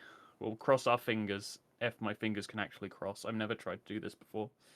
Oh, well, I've Kind of. got my fingers crossed too. hmm Speaking of re-debuts, we got another question here. You remember you saying you would be a mouse VTuber if not a Uh. goblin. Would you hmm be Twixie the mouse or something like it? And I suppose to elaborate on that, were there any other designs you were considering before you decided ultimately to go all natural with your genuine, obviously completely in real life goblin appearance? Uh, not necessarily. I have like other characters that I like, but not anything sort of similar. I do have another character who would be a rat. But that's just sort of there, if that makes sense. It was never particularly going to be the model that I ever went with, or sort of the personality, but it's there for the other split side, and I need more art of them actually. It is reminding me to make more art of them So for on sure. a anthropomorphized scale of, let's say, on one side you got You got the anime girl who's got the rat ears and the rat tail, Mm-hmm. maybe rat teeth. Then in the middle, you probably got something like whatever they were in Flushed Away or something like that. And then maybe on the far side, you got yourself something like one of those scabbins or scrabbling things from Warhammer. Where would you say your I ideal persona as a rat would be? I definitely Flushed Away, 100%. Like, The you full can't beat it. You can't claymation and beat it. everything. Yeah, yeah, no, you can't beat Flushed Away. Genuinely fantastic creation. We didn't actually watch it that long ago. I think. Hold on, was it? No, it's been less than a week since we Oh my watched it. We watched it in my god. Discord on the 21st. So we watched it last Saturday. I thought that it was like 2 weeks ago, but it wasn't. Oh my That's god. incredible. I would say that after things perhaps like The Great Mouse Detective or Mm-hmm. The Secrets of Nim, that's probably one of the more famous movies about mice or rats. I And it suppose definitely maybe something like Redwall, but I don't think that ever got adapted, did it? it's definitely portrays England very well as well. So it's got the best of both worlds for Filled me. with toads who are trying to replace all the rats. Yeah, yeah, yeah. No, no, that is exactly how the royals think. Yeah. So don't worry. May I request something? Sure, what do you want? I need to go to the bathroom. Can I go to the bathroom Oh, quickly? absolutely. What do the kids say? Go piss, Kyle. Go piss. We'll be here when Okay, you okay. get back. I will be a short while. I'm gonna dis but Oh, that's quite all right. All right, we'll rejoin with our lovely guest TwixeGobbo in just a bit. Let me check in with chat. How have all of you been doing? Let's see. Can we get some sort of background music, perhaps? Let's see. How have all of you been doing? You been enjoying the show, I hope? We've been working on this for quite some time, I gotta say. I'm absolutely delighted to finally be able to actually share it all with you. Let's see. You could be better, but you're trying to hang on. Well, feel free to hang on as slightly as you want. I've got handlebars for a reason. Don't worry about it. Yeah. This is like I said, my dojo casa house is your magic dojo casa house. You're more than welcome if you need anything, if you want something to make you feel a little better, anything like that, you are more than welcome. Also, oh my god, I just realized I haven't formally introduced myself to a lot of you. It looks like also when Twixie comes back, I gotta tell her that she is today's little porg champ. Very appropriate, I think. And then she's, the guest star of the show and all. Let's see. Well, if you're new here, hi. My name is Griselda. I'm an auntie by trade. I'm a goblin by choice, and I could be your goblin auntie too if you want. I do just sort of whatever I want, really, though I tend to prefer things where I can talk quite a lot, or alternatively, just something that lets you be a little creative, lets you express yourself a little bit. It's nice. Normally, this would be the channel for Beatrix Bunny. She's a taxidermy jackalope who was brought to life by love and slightly mad science. And she does things like roguelikes. She does some digital artwork. She does a lot of tabletop RPG things. So, if you're interested in any of that. Also, here we go. I think I found some, yeah, there we go. That'll be some nice little background music while we wait. Auntie Griselda, that's my name. Feel free to use it in the context of this sort of interaction. I had to be careful because one time I said, "That's my name, feel free to use it." And it turns out I was talking with a fae, and it took me 6 months to have my name be Griselda again. Until then, I was stuck with the name that was the whistling sound of a tea kettle boiling on a spring evening. And I gotta tell you, that is impossible to write in any sort of form. Incredibly inconvenient.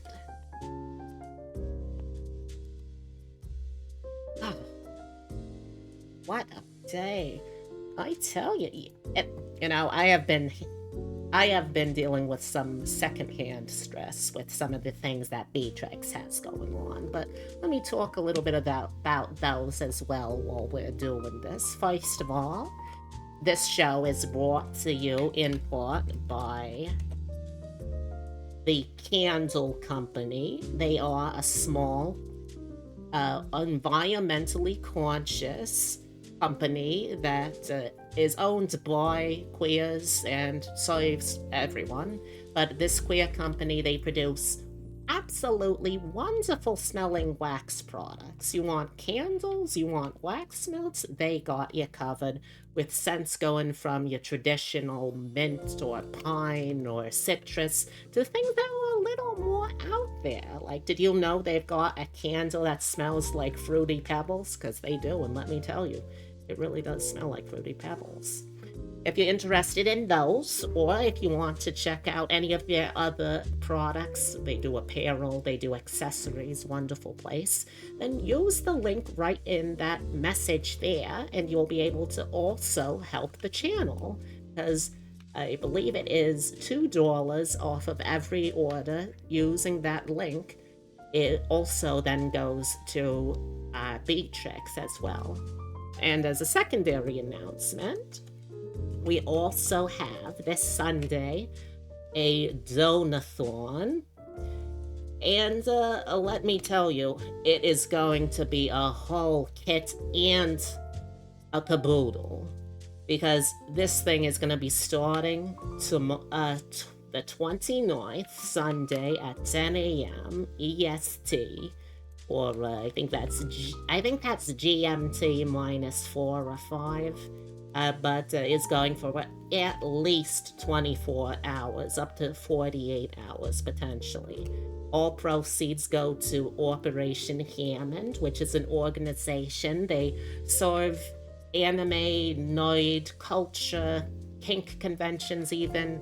Any sort of nerd culture convention, they serve as medical and first response services. So if you've ever gotten hurt or sick or mentally unwell at any of those sorts of conventions, they're the people that take care of you to make sure you are able to have a more enjoyable time sooner.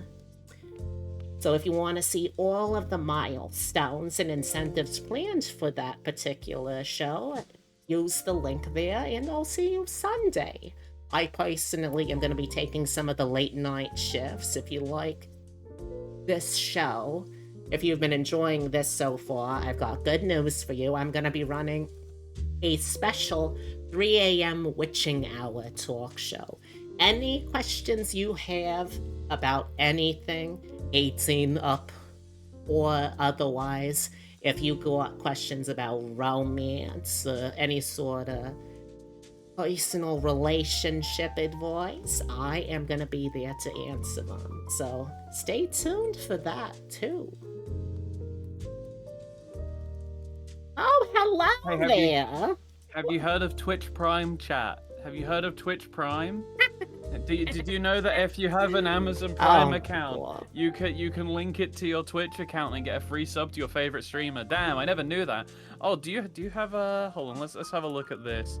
Do you have any other? Oh, hey, look at that! Discord, Twitter, YouTube, and a card. Damn, look at that go. Yeah, anyway, that's hello, true. I'm I don't really out. use any social media. Those are all for Beatrix. But yeah, if you want... Oh, also the card covers if you got any sort of interesting commission work.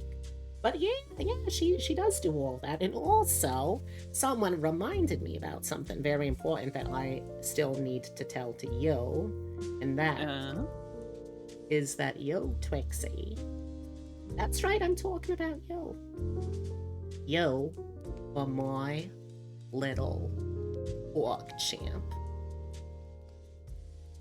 Don't you forget You're my it. little PogChamp, though. Oh my god, you're flattering. You're flattering an old woman. Oh, so you are old then, huh? Oh yeah, I'm 47 in goblin years. 47? I that thought you pretty said you were years. 37. 47, 47. It changes. That's how age works. It changes.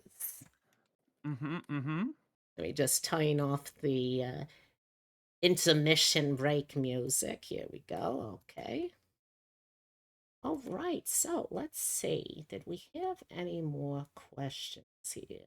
Meantime, have you ever seen American Tail? Oh, that's the story about that little Jewish boy who's a mouse, right? I don't think so. It certainly doesn't ring a bell, to me at least. Oh, is that the same one with that fightful mouth? It is. Oh, okay, I do remember that. Yeah, yeah. I was a big fan of that little mouse. Loved him. A Hmm. little rough, but sometimes it's important to introduce children to concepts like bigotry through ways that they can digest a little more than just outright saying, hey, sometimes people are really going to hate you because of your religion. Mm-hmm. Definitely. Right, let's see. Do we have any other questions that I missed before we go? Here we go. Uh, Davis asks, would you like one day to see there being way more media that depicts goblins in a positive light? And to extrapolate on that question as well, I suppose, what exactly would you like to see in more media and cultural ideas of goblinhood? Ooh, now. That's a tough one because I'm not particularly too sure. I don't mind like the tribalist sort of aspect of it, or like the outsider kind of grimy stuff. What I don't like very much about portrayal of goblin culture a lot is often their need for either like greed of any sort. Like that one sort of like bothers me a little bit sometimes because like you'll look at certain things like World of Warcraft, for example, goblins like money. Let's have a look. Harry Potter's portrayal of goblins, even though the dreaded HP word. Um, they're very into their money and other bits. It's just that part I kind of don't like very much at all. I very much like the Pathfinder style of Goblin, where it's like they're just chill little dudes. I like chill little dudes. We do what we want. We we we just fuck around and find out. That's it. That's kind of what I like, and I like that sort of representation of goblins rather than the money hungry like dicks that we're usually portrayed as. Oh, for sure. Like, to go back, Davis, to your previous statement about Fievel, the American tale, goblins, I feel, have very much been tied in the cultural imagination with people of the Jewish faith. And Hmm. there's absolutely nothing inherently wrong with a goblin who is also a member of that religion, but to use the negative perceptions that already exist for goblins and tie those into for further degrade the people who practice and observe that faith. It really is a very insidious sort of thing that a lot of media, as you've described with those examples, leans into. Generally also seen as really horny. That is true. That's a trend I've especially seen out of the Japanese market. What with that Goblin Hunter show? Well, it's practically a Goblin snuff Slayer. film. Yeah. Mm. absolutely terrible. There's a lot more to us than just mindless raping and pillaging machines. Actually, most people, I would go as far as to say most people are not, in fact, raping and pillaging machines driven by raw animal instinct. That's something that I personally would consider that show a bit of a hate crime. Hmm. Definitely, definitely. I suppose, in general, though, I think that that goblins, I would say beyond those, goblins have been getting a little bit of a better rap. I know that a lot of people have been talking about going goblin mode as sort of a metaphor or a turn of phrase for something that you're simply no longer restraining yourselves by Yeah. artificial standards of decorum or proper behavior or anything like that. And Hmm. I personally can appreciate that. Yeah, definitely. Now, one other question that I wanted to ask regarding some of these things. Do you, in general, have any sort of standout favorites when it comes to outside games, things that media that you enjoy? It could be something like books, TV, animation, films, music. Is there anything, genres or artists or stories that particularly resonate with you that you find yourself drawn back to over and over? Not particularly. I have a horrendous case of uh very, very short attention span, so I barely like I don't remember the last time I read a book, and the only reason I've started watching movies more recently is because I'm running sort of like a movie night now, so I was like, "Oh, cool. I'll use this as an opportunity." And I've only started to get sort of back into doing those things. Um, on the subject of music, give me any form of metal music, and I will be far more than happy to just sit there and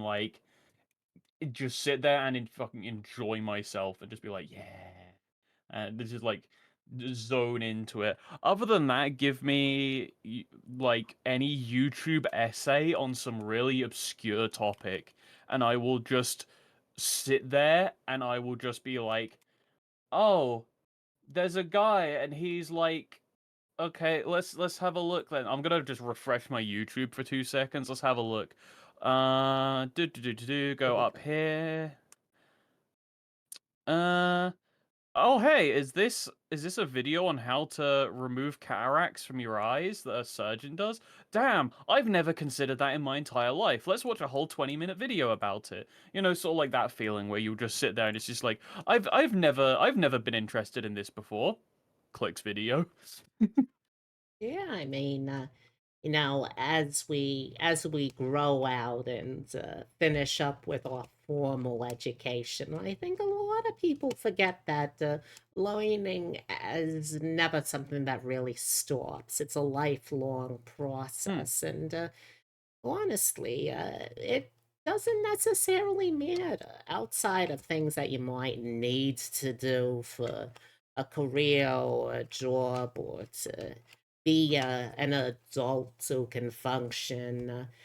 It's not really something that you should feel limited to. Do you want to Hmm. learn a new language just for the hell of it? Sure. Do you want to find out about how you can create some new sort of artwork that you've only heard about? Go for Hmm. it.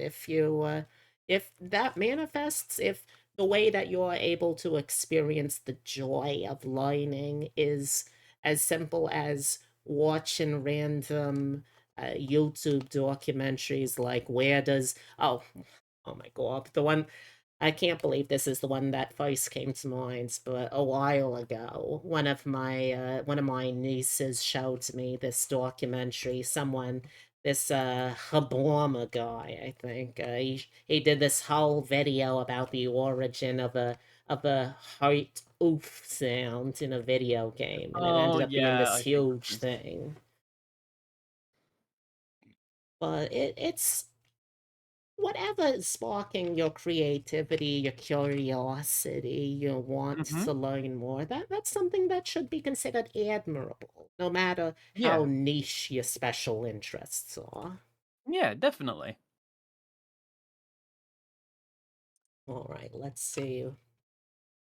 Lilith adds, you love Eberron's take on goblins, the continent that now harbors human civilization, used to be the home of a grand and sophisticated goblin empire until humans came along and did a big old colonialism. Now the goblinoids are disenfranchised and royally pissed. That's interesting. I do mm-hmm. appreciate when very well known properties do something to address something that can be a rather complex issue, but still very Yeah, understandable when it comes to something like colonialism. yeah, definitely for sure. That does actually sound like a pretty cool representation. I will need Yeah, to I'll have a have to look check that into out it. too. Of course, we're saying this as I'm a goblin that lives in the extended USA or a goblin that lives in England. We're products of a colonialist empire, both. But, Yeah. you don't have to be condemned by what you were born into. Mm. I personally, at least, have never performed acts of deliberate colonialism before. Yeah. I assume that would be the same for my guest here as well.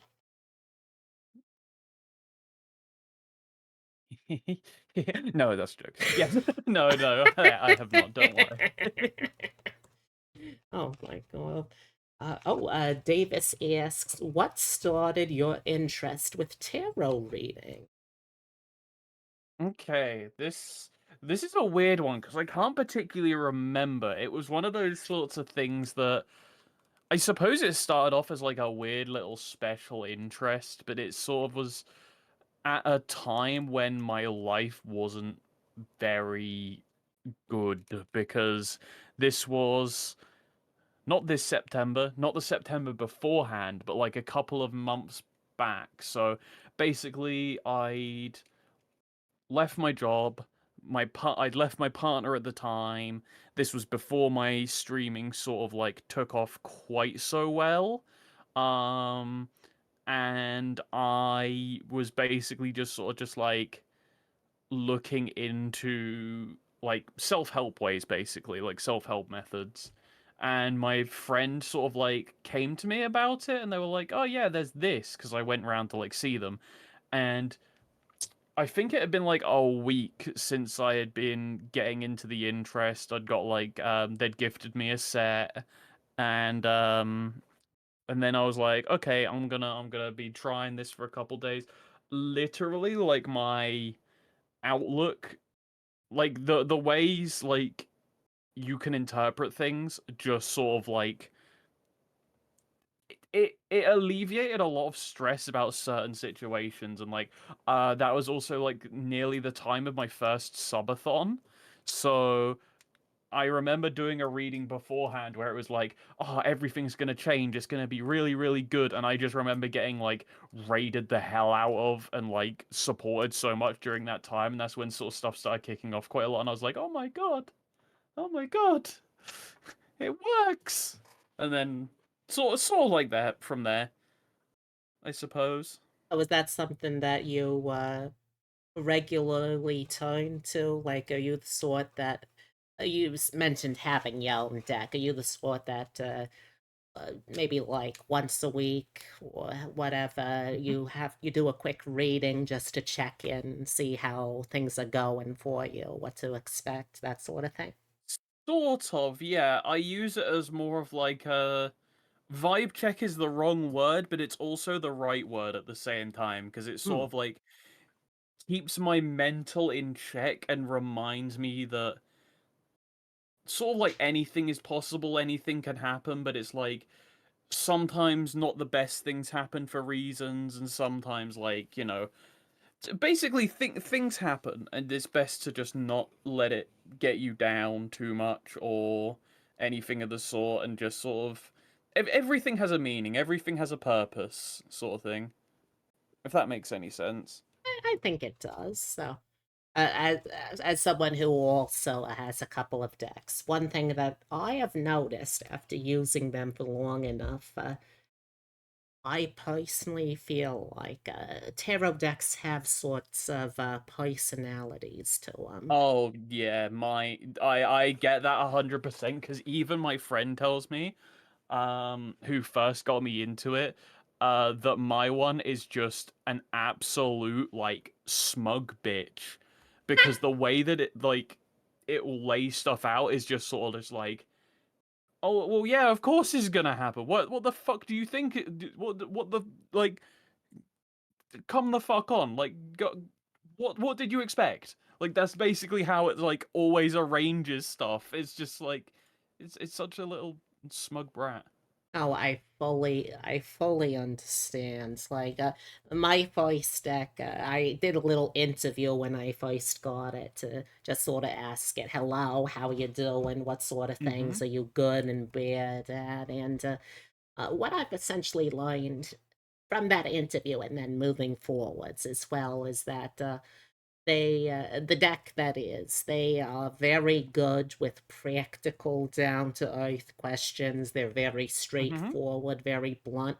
However, if you try to ask this deck anything of higher spiritual or personal introspective importance, it has absolutely no fucking clue what is going on. It is a magical deck of prophetic cards that does not understand anything spiritual. Yeah. Speaking Mine of, can oh, mine go can be go like on. that sometimes, but it's just, yeah, it's mostly just a brat. Now, do you do any sort of aftercare with your cards? I personally make sure I gotta pet the deck once it's finished being shuffled, give a little smooch, and tuck it into its box.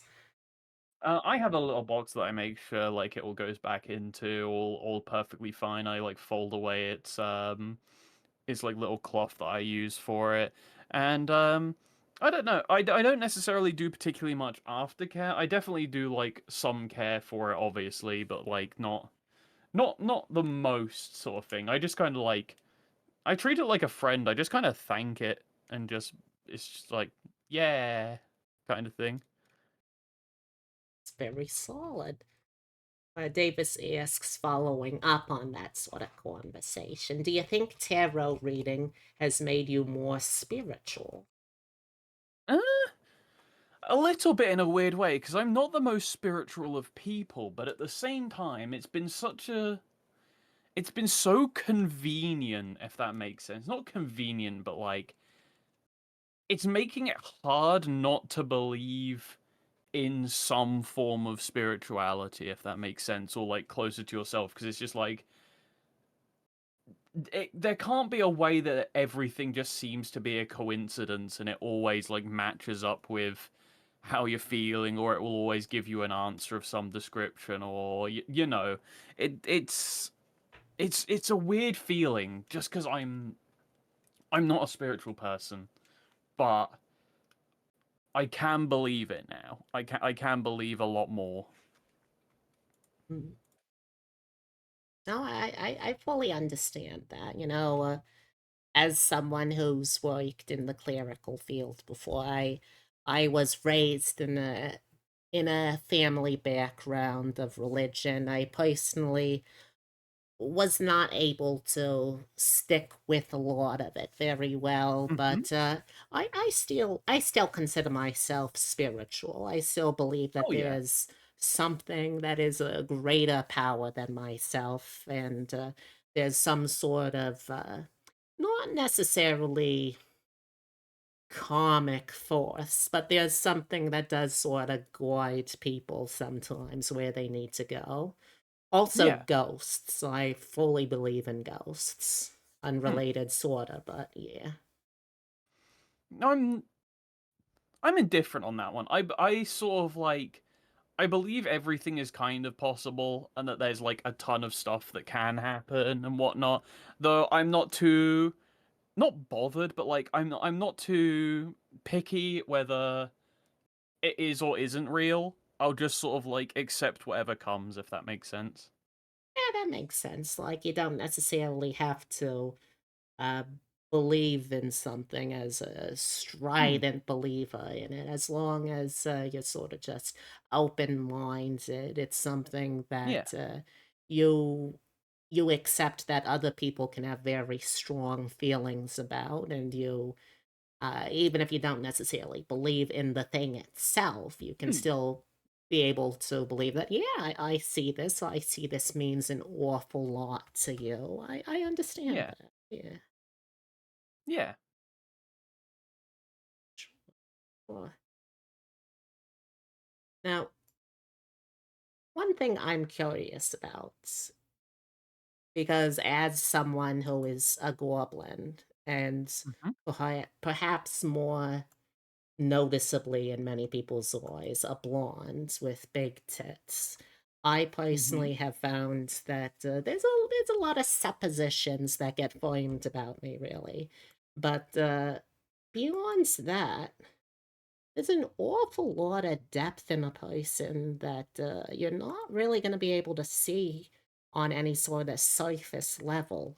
So I suppose my question here is there anything that you feel is a very important part of what makes you a person and what makes you uh, a valuable, important individual in your own right that wouldn't necessarily be something immediately visible, but perhaps you would like to be able to communicate with people who you are just starting to get to know with.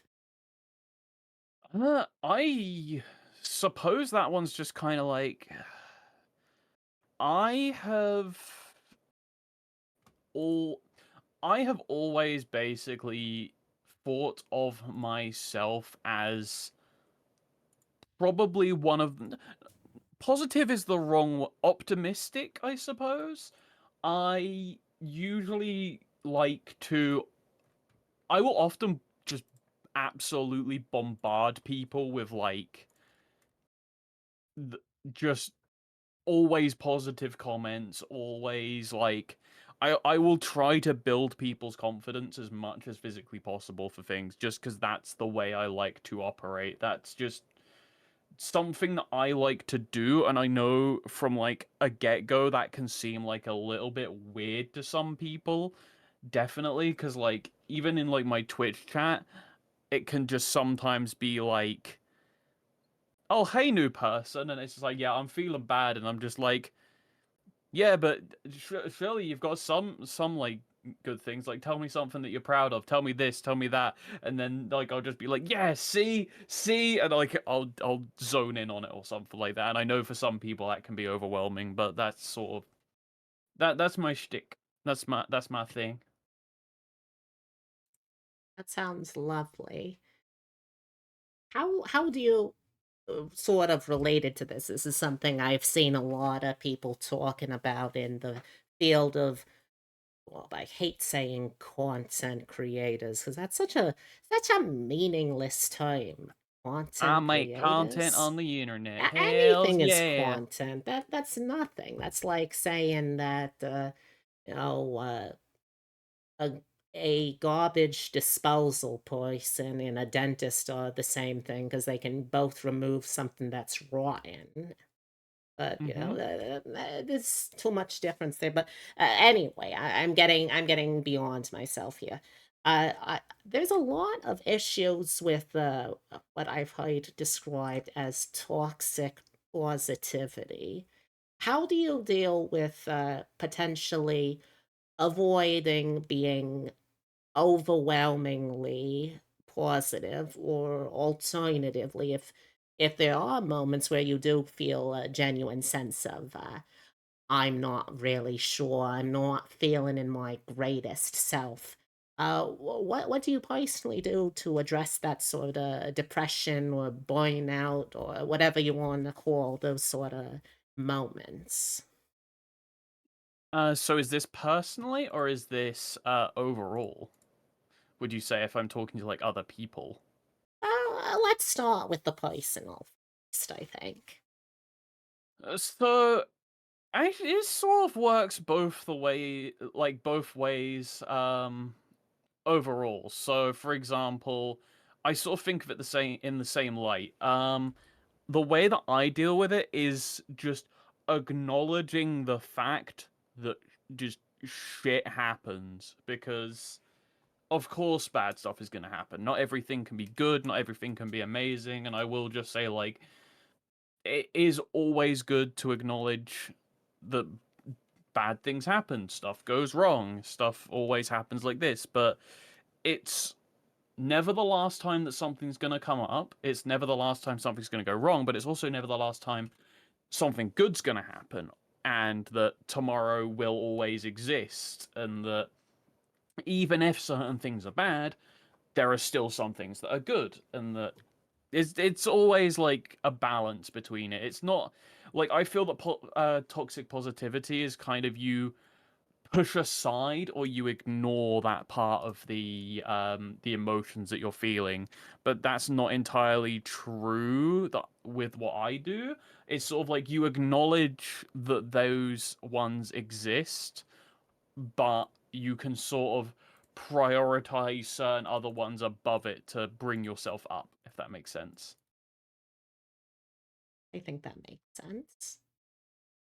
And that, so if what I'm understanding is right, you're saying that your personal philosophy when you're trying to deal with episodes of negative self thought, Mm-hmm. that you try to rephrase things in the idea that things come and go. Things are sort of gonna always be a mix of good and bad, and it's Yeah. just not to get so nihilist about it. But when nothing really matters, you sort of just have to decide that whatever you want to be something that matters is now something that matters. Yeah, definitely. See.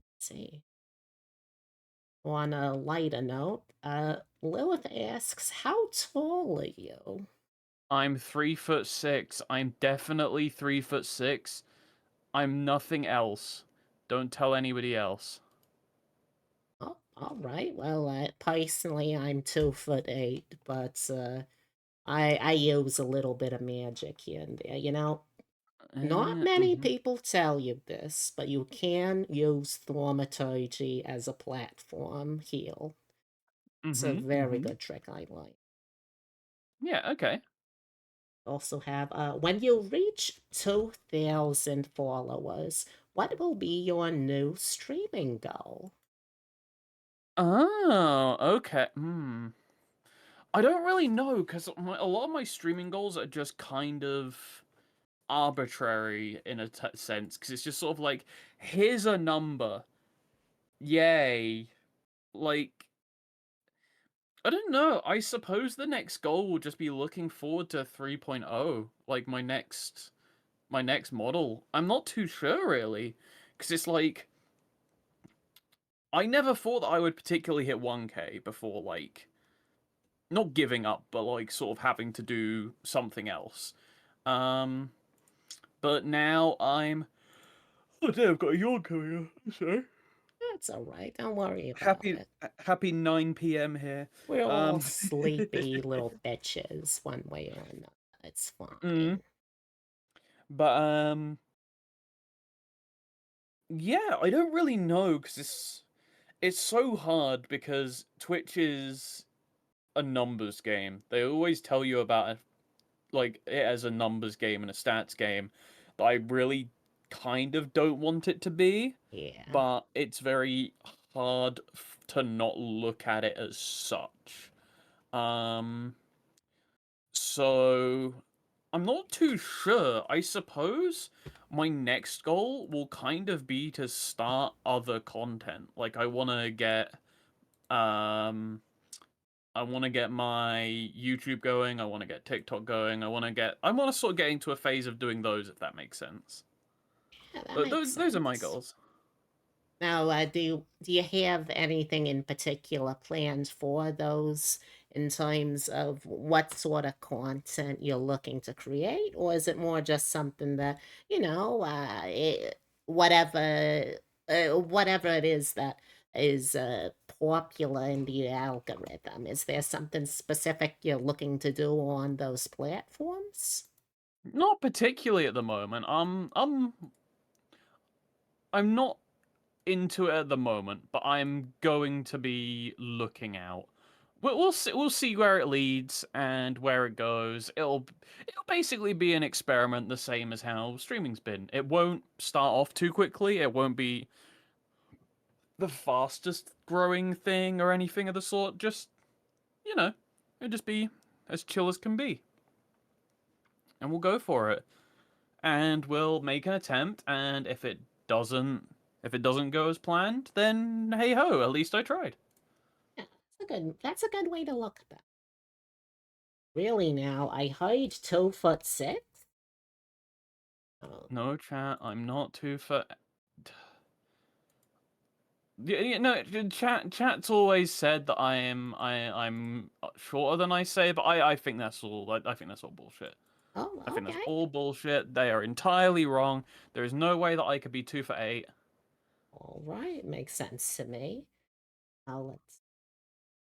Oh, Davis also asks, what food would you like to try one day? Detroit pizza. Interesting. Now, what specifically? I've never personally gone to Detroit before. What sort of qualities is there in a Detroit pizza? So, it's sort of like how you have like your New York style pizza, you have like Chicago, you have like the different types. The only difference being is that a lot of you look online on like videos and things like that. The way that they do it is sort of like in a rectangular-ish dish, and they're sort of like quite light on the toppings, but it's like basically a very deep crust pizza that's it's the bottom of it is so well done and like toasted and just it looks so good. It just looks beyond good beyond belief. Interesting. Interesting. I have never heard of this pizza before. So the defining factor is the squareness, and Sort it's of, yeah. and it's sort of lighter on the toppings. Kinda. Let me hold on. Let me Detroit style pizza. Well, let me have a look. Let me have a look. Skibidi-doo. I'm trying to find a nice picture of one that's not. Sure, sure, take your time. In the meantime, I suppose I'll answer. I would say that a food that I've always been interested in trying is probably one of those foods that, it could easily kill me if it's improperly prepared. Just as sort of a once in a blue moon thing, once in a lifetime thing. And if it's improperly prepared, I suppose very much once in a lifetime. Like Yeah, yeah, yeah. fugu, I think, is one of them, or that Oh, new that's the puffer fish, isn't it, yeah, or something? yeah, I or can't that remember. new what is it called? Panera energy drink that apparently that's also very dangerous, I find. Oh, well, hello, Dr. Kyle. It's lovely to see Welcome you. in. Always nice to meet a doctor. I am not personally a doctor. I've been inside of a doctor before, though, the doctor being my husband, Vincenzo. You've been inside him. Oh, yeah, yeah, we like to experiment, and it turns out he's very interested in pegging. Oh, Yeah, I wouldn't nice. have guessed, but it's so important in relationships. Let me give you all a free bit of advice. It's so important in relationships to be able to be open and communicative and very very welcoming to new possible ideas to explore here. Mhm. Also, it looks like we got an image here. Let me try and set this up so we can see That's what it kind of this. looks like. Let's see. Give me pizza. Let's take a look at this. I like how sure I was of it as well when David said, "What food do you want to try?" I Yeah, was just it like, was very, you were "Yes." right there with it. Okay, let's see what we got here. Oh, okay. Interesting. Mm-hmm. So it's all sort of just within this one crusty area here. Like, is this some sort of personal pizza, or was this like the standard size? I have absolutely no idea. All that I know is they make them in sort of like these, like kind of baking trays that just it just crisps up the pizza so nicely by the looks of it. And I don't know what it is. There's just something about it because like obviously all like the oils and like the cheese, like the grease from the cheese kind of goes down the side and like fries the dough almost, and it just looks so good. Oh, I fully understand. I know that one of my guilty pleasures, to go back to the earlier thing, one of my guilty pleasures is certainly just watching trashy things on the Food Channel just to see, oh, Ah, oh, I have never thought about this before. I would absolutely love to try what is this? What is this, like some sort of deep fried poutine? I don't know why it's deep fried. It's already fried potatoes and gravy, but yeah, I'll try it, sure. Isn't that sauce on top on a Detroit style pizza? Yeah, I that's think that's Chicago. I can't remember a properly. Chicago, from what I understand, it's got a very tall crust. Hmm. It's sort of more of a bread bowl shaped into vaguely pizza shape and filled with tomato sauce based soup. Then That seems to be what it kind of is, yeah. yeah. Then New York pizza. That there is, it's very similar to Morgenstern pizza, since just the general close proximity. But for Mhm. that one, I believe it's more the owners are being very cheap, so they really throw in a whole lot of grease and then they just smush everything down to the thinnest possible layers. Once had a bootleg Detroit style pizza from Little Caesars. It was Little Caesars, so it wasn't very good. Was it still better than perhaps a different form of Little Caesars pizza?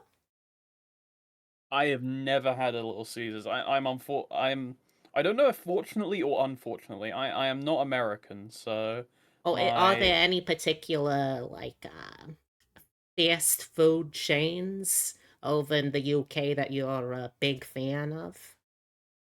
uh hmm.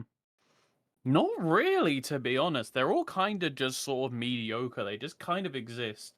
Though, have you ever heard of Greg's?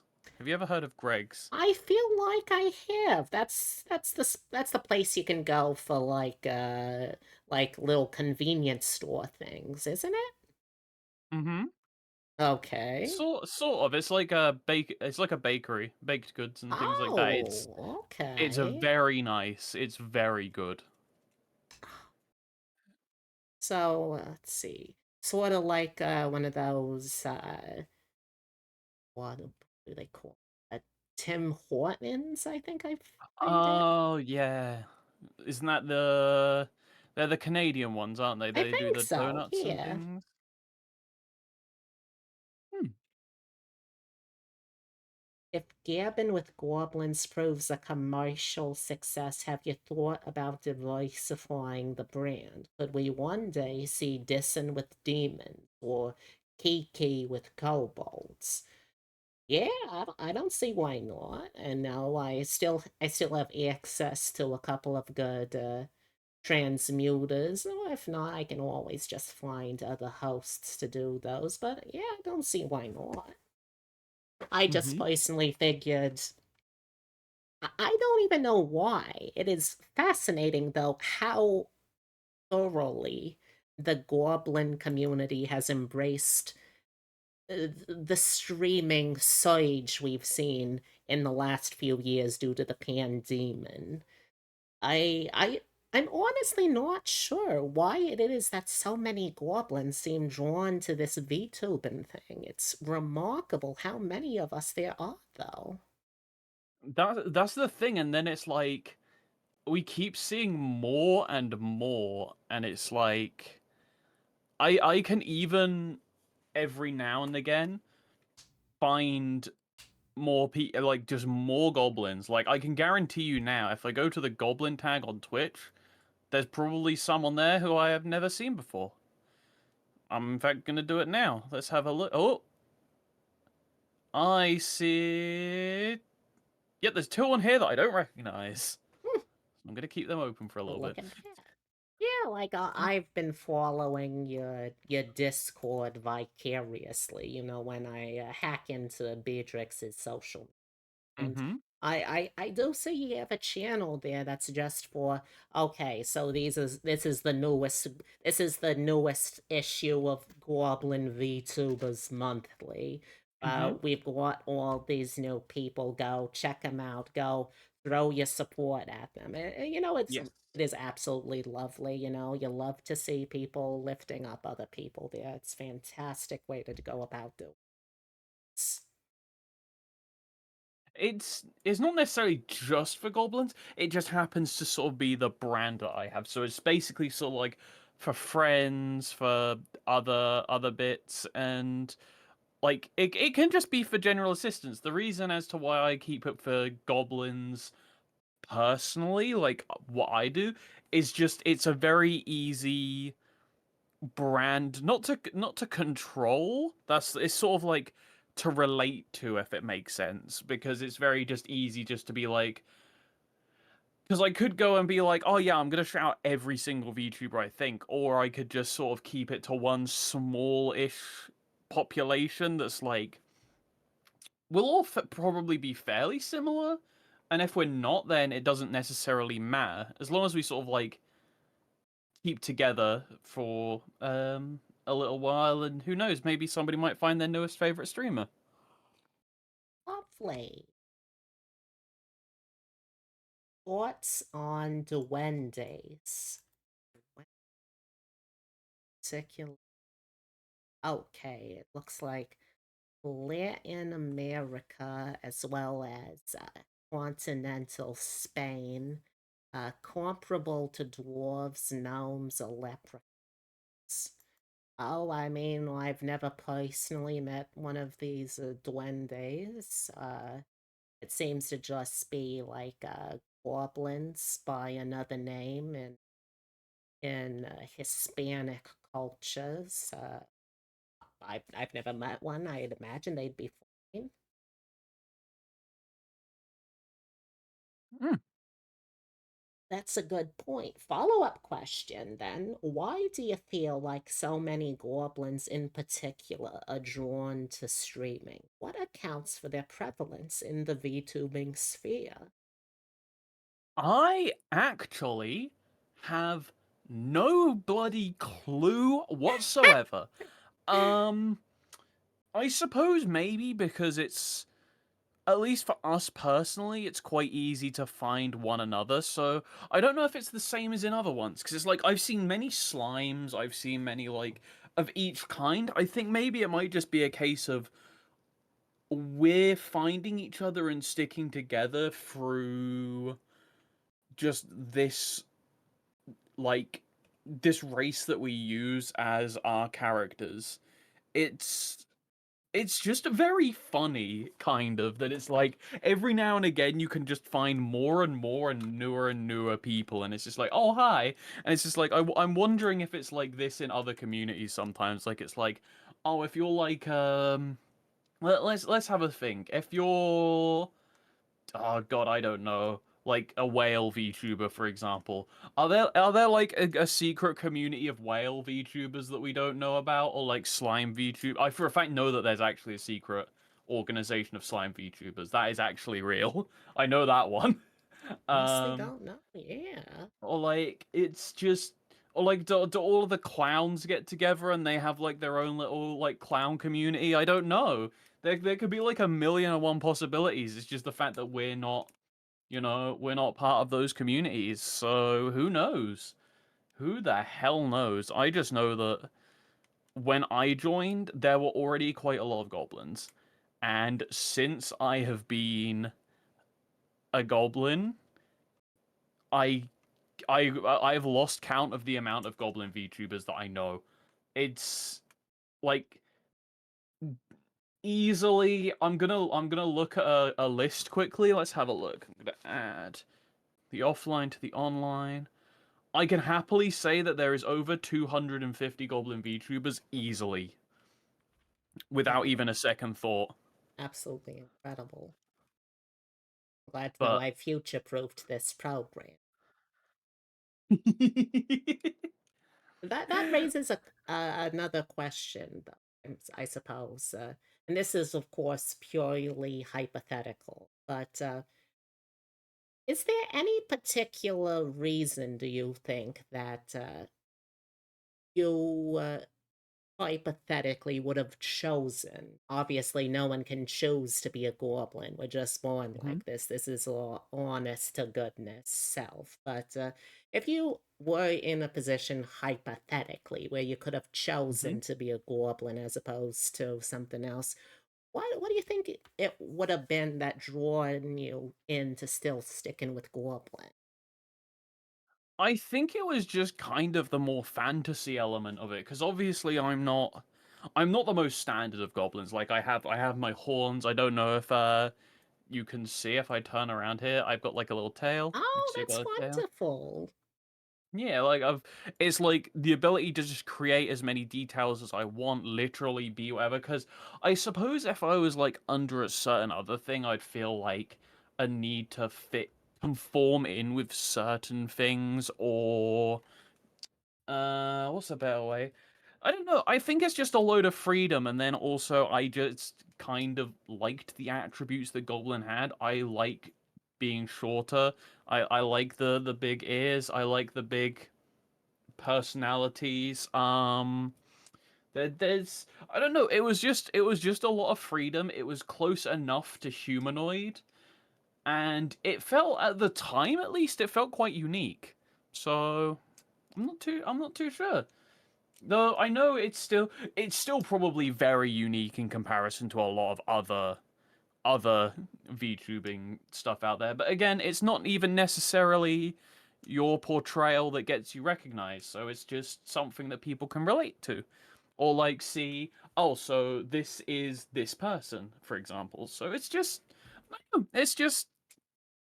I don't know why I picked it, why I stuck with it, or anything. I just sort of I boot up this camera right in front of me, and I'm just like, oh look, that's me, kind of thing. It's sort of just cemented itself in place now after 2.5 years. That is lovely. Hmm. And you're absolutely correct. Goblin as a concept is such an open-ended one. Like if you had talked to my mother or my grandmother, you would have heard the same sort of responses. A goblin, you're gonna be green, you're gonna have just huge ears, you're gonna be real short, you're Mm-hmm. gonna have teeth, absolute bear trap amount of teeth and sharpness. And like if you had asked them back in those days, those days being the 50s, the 60s, they would have Mm-hmm. said that, oh well, like if you don't have the teeth, then you're not really a goblin, you're just a gnome in green body paint. Yeah. But these days you got goblins with small ears, you got goblins with no horns, tails, wings. I've seen Mm-hmm. goblins that aren't even green. It's a very open-ended concept. Anything can be a goblin if it's shaped the right way, and what's shaped the right way is completely up to interpretation. Hmm. Exactly. Now, Is there anything that you would particularly love to be able to add to your repertoire of things that you can do for your content, for your career, for your stream, your community, in terms of let's say for now at least in terms of just skill set? Is there any particular skills you'd love to be able to pick up? Oh, definitely video editing is one of the skills that I would like 100%. But I suppose in a weird way, I have always I've always wanted to learn an instrument, but when growing up, we were never the most well-off family. We didn't exactly have the most money, and we've never been able to like particularly afford much. So I've never learnt any instrument or anything outside of like the formal like school classes because we used to have music in our school, and I actually scored really really high, but after a certain time you can't continue without learning an instrument, things like that. It's just always been something that I've wanted to do and possibly show off and learn whilst doing it. I don't know. It's just been one of those things that's stuck with me for such a long time. Well, there you go. Wixie's community. If you want to surprise her with some big to do, you should get her an instrument. Speaking of, are there any particular instruments that you were very keen on, or perhaps still want to really try and nail down? Guitar for sure. Oh, Electric guitar specifically. electric guitar. Okay, okay. Hmm. I've always been such a huge sucker for a Spanish guitar. You start playing a Um, Spanish guitar, if I hear castanets in there too, the panties are already on the ground. God damn. String instruments in general. String instruments, one of the most romantic, erotic sorts of Hmm. instruments you can play, I feel. Yeah. Now, have you ever tried using your body for the instrument? You know, with singing and whatnot. Are you a singer? I haven't, but that's just because my voice is probably my most disliked part about me. It's the one thing that I wish I could change the most, and I've never been the most confident person with like voice therapy or voice training. So it's just I'm not too sure. I'm not too sure, but that's kind of what I want. No, that's very understandable. I have heard from a lot of different trans women that the voice is a major potential source for dysphoria. It's very unfortunate. But you know, there, as you mentioned, there is always voice training. It is Yes. very much possible. But one thing that occurs to me, you mentioned earlier that you are an absolute metalhead, are you not? Mm-hmm. Well, it occurs to me that a voice training doesn't necessarily have to do anything to do with metal vocals. That's sort of a school in and of itself. Have you ever thought Yeah. about giving metal a try as a musical singing style? Maybe, but also I'm really bad at practicing what I preach and saying like anyone can do anything, anyone can do this. The second that you put that on me, my answer is completely the opposite. I'll sit there and be like, Nah, nah, I'm too embarrassed to do it. I can't do this, I can't do that." And it's something that I need to improve on, do better, but just like, oh God, is that a mood? So, what you're saying then, when you're feeling limited in your own ability to really live your truth, to stick with something, Yeah. it seems like just as much as you are to all of these other people something, Mm. someone, and something that can be the source of positivity, it seems like it's just something that you also then need within your own life. Have Yes. is there is Do you feel like you have a certain do you feel like you have enough of a reciprocal relationship with your community or with whomever you choose to keep as your close friends, do you think that there's anyone there that would be able to hold you to task, so to speak, with something like that? Something you actively want to do, perhaps, but don't necessarily have the chutzpah, the confidence to follow through with it. I used to have somebody like that, but they are my ex now. Oh. Though we sort of held each other accountable for things, but not particularly currently, because everyone I sort of know they have their own things to deal with. They have their own stuff going on, and I would feel quite bad about infringing on their personal time and life to sort of do it, if that makes sense. Hmm. I feel like a burden on them if I were to do so. Well, I can say at least one thing. First of all, two things, I suppose. First of all, there is well, before I say anything, that there is I am sorry to hear that. I hope that you are able to find someone who is able to help you better be Hmm. a fully realized version of yourself outside of your prior relationship history. I'm not going to get into it. It's not my business to dig into my guests' dirty laundry. I can do that with B all day. I can read that bitch from here to Calcutta, but that's not the point. Uh, but beyond that, isn't it a little isn't it a little unfortunate though then that to many people you are this source of positive reinforcement of encouragements.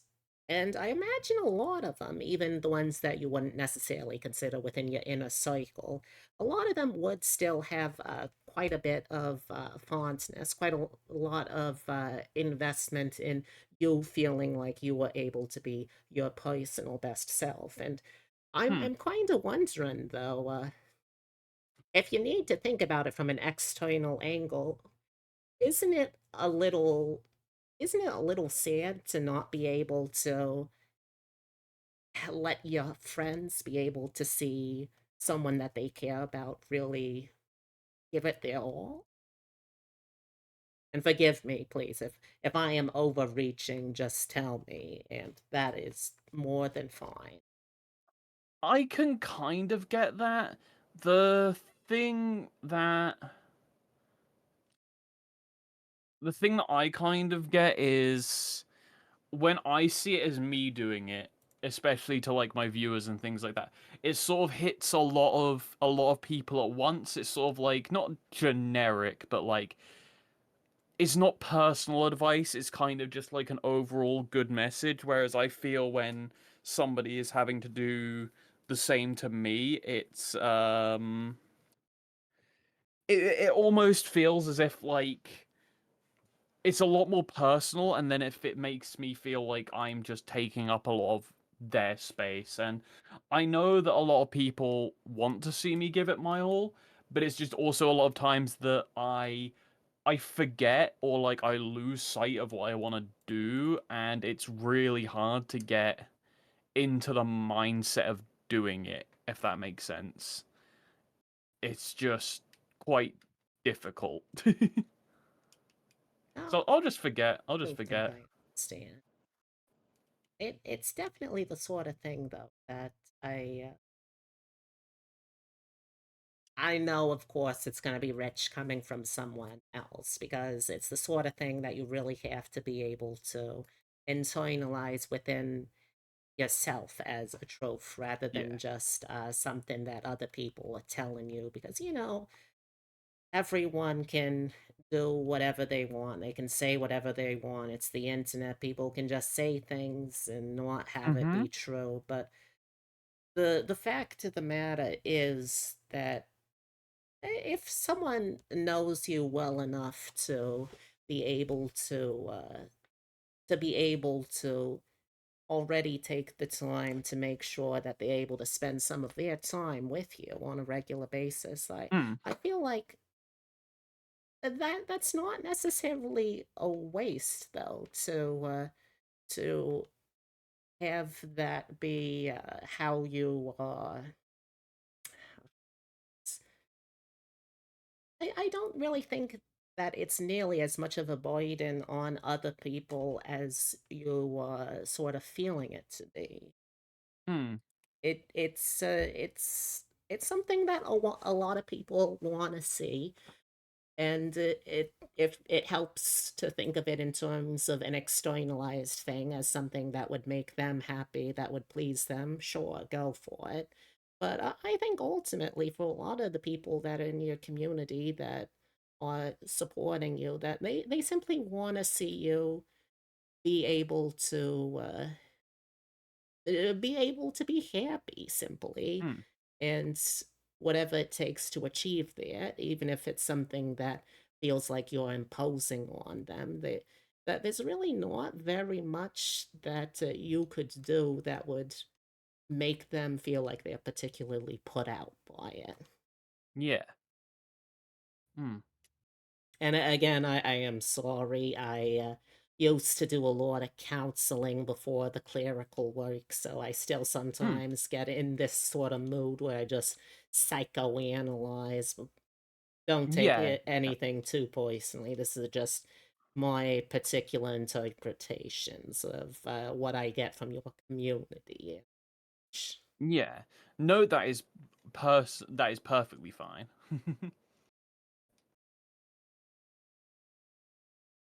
Well, I think we're starting to near the end point of the stream, Mm-hmm. especially since I want to respect your bedtime. I know that it's Yeah. very, very late in England at this point, and I want so you're able to actually sleep at some Mm-hmm. point, hopefully. Let's just go through some lightning round questions real quick, to wrap Okay. things Okay. up. Okay. The most replayable song. Every time you hear it, you need to hear it again and again, at least a couple of times. Oh god, the most recent one was Speed Drive from the Barbie movie by Charlie XCX. I don't know why. It just got stuck in my head, and I think I listened to it on repeat for like 2, 3 hours in a row, and then I was like, okay, I'm gonna ignore this, and then like an hour later, I was like, the. Well, uh, Davis asks, brisket or pulled pork? I assume you're using brisket here to refer to the actual cut of meat as opposed to the video game trans woman. eh. I do mean a brisket, but I have never actually had brisket before, and pulled pork is very rare in this country. We don't actually tend to have either, so I'm not too sure on that. I can't answer that one yet. All right. Oh, goblin of the internet, says Lady Lilith. What is your wisdom? Um, corporate world, cold and hard, goblin titty, warm and soft. Follow me at twitch.tv/TwixeGobbo. All right. Let's say you are transported back in time to see yourself 10 years ago. You have three sentences tops you can say to them. What do you say? Life will work out okay. Don't worry about the transition. Everything will be fine. You get pretty banging tits in about 9 years' time. Incredible. All right. See, what else can. What is the character, the fictional character that you will always stand that no one else seems to get the way you do? Oh, okay. That's a hard one because I feel like a lot of my character likes are usually the ones that are more popular. Um, hmm, who do I like? Ah, that's a hard one. I don't really think I can answer that one properly. It's To be fair. quite Do fair. you have any controversial faves, problematic faves, anything like that? Hmm,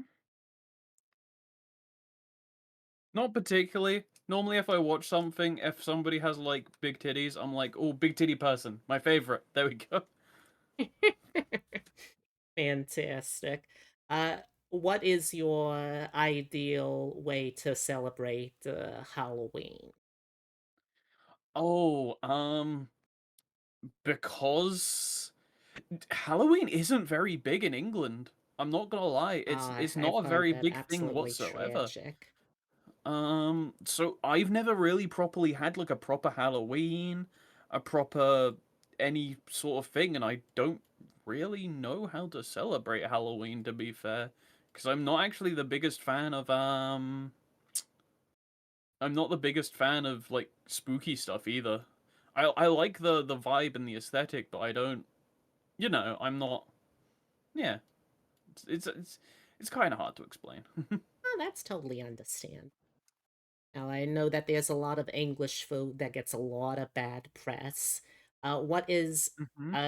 What's a type of English cuisine that a lot of people will just absolutely shit talk, but you will defend?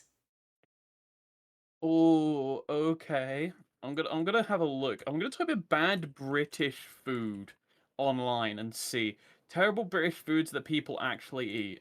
Let's have a look. Okay, already a couple of these are disgusting, and half of them are very, very good. Hold on, let's have a look. Squash, chocolate bobbins, F slur, I'm black sorry, puddings are there's very. a food called the F slur? No, no, I can't say it on Twitch because it's a food source that starts with F, but it's used as a derogatory term for Oh, see, I see. I'm learning so much. it's actually just a food, but that one doesn't taste very good to be fair. Let's have a look. Do you Scooby bar worst rated British dishes? Let's have a look here. Let's have a look here. No, no, these are all pretty terrible. These are all pretty terrible. Let's have a look. Marmite, no. Jelly deals. Jelly deals suck. Um, Scottish deep fried pizza. I didn't know this existed. Does Scottish people deep fry pizza apparently? I didn't I know couldn't this. tell you. Damn. Jelly deals, haggis, no, they're pretty bad.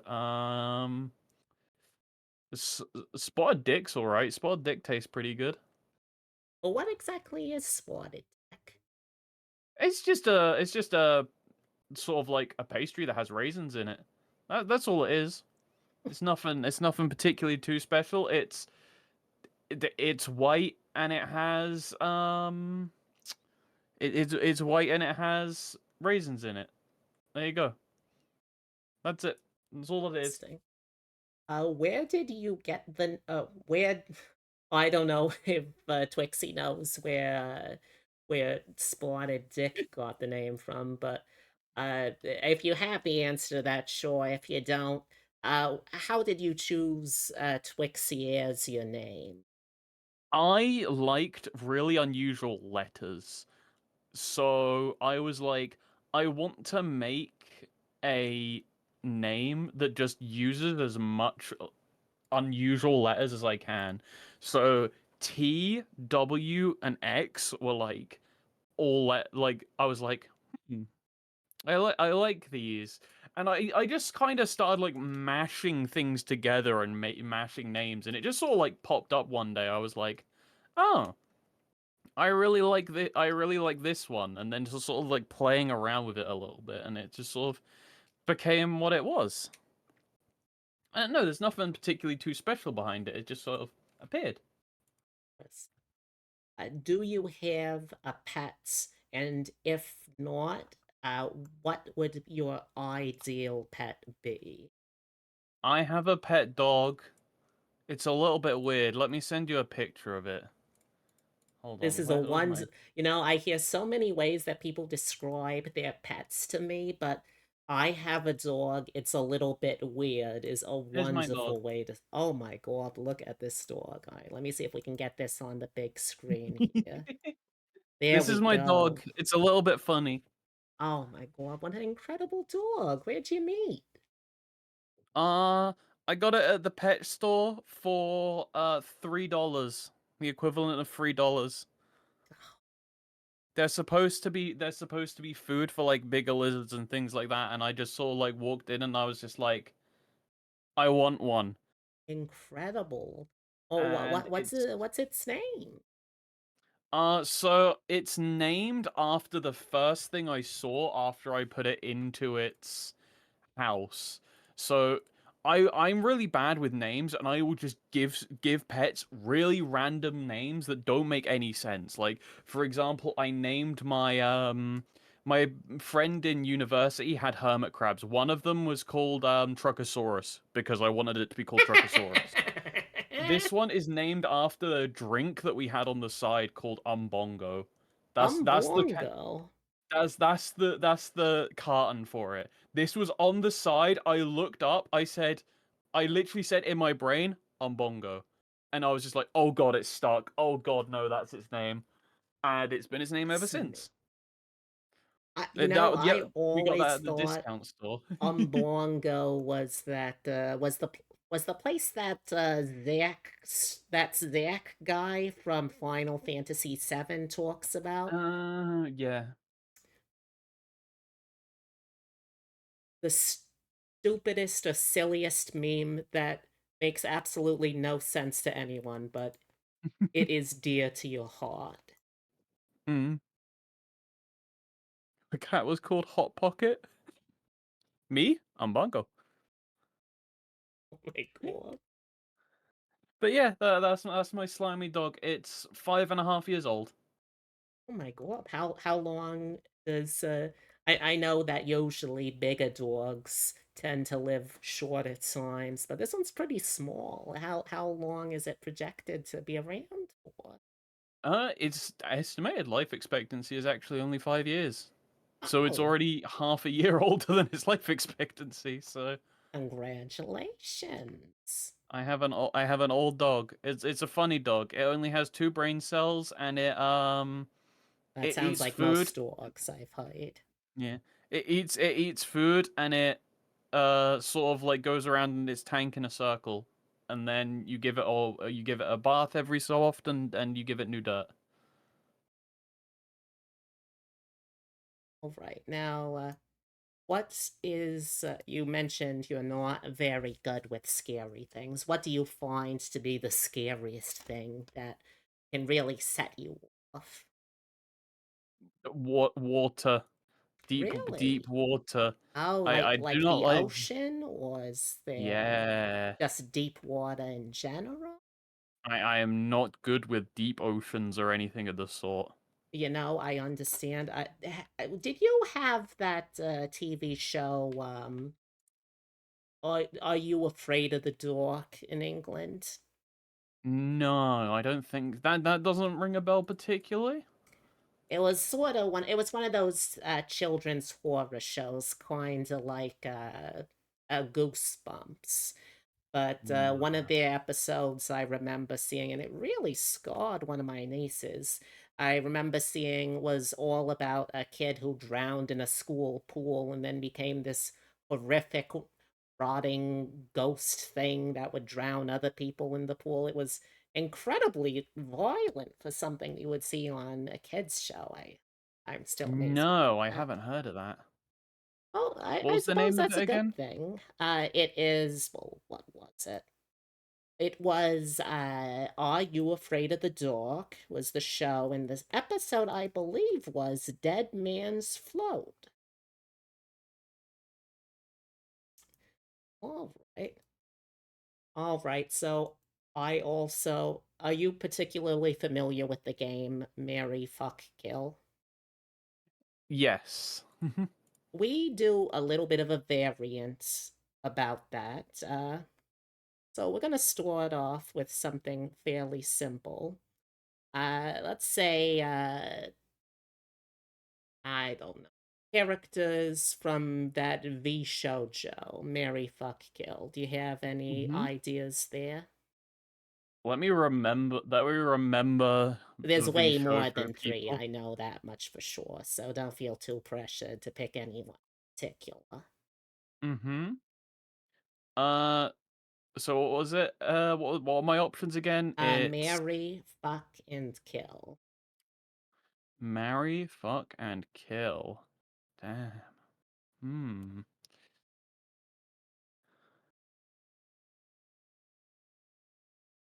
I would. I don't know because I don't know enough of them anymore. Because it's sort of like all the split. I don't think I would. I wouldn't want to kill any of them. Yeah, And this was a that's for sting. sure.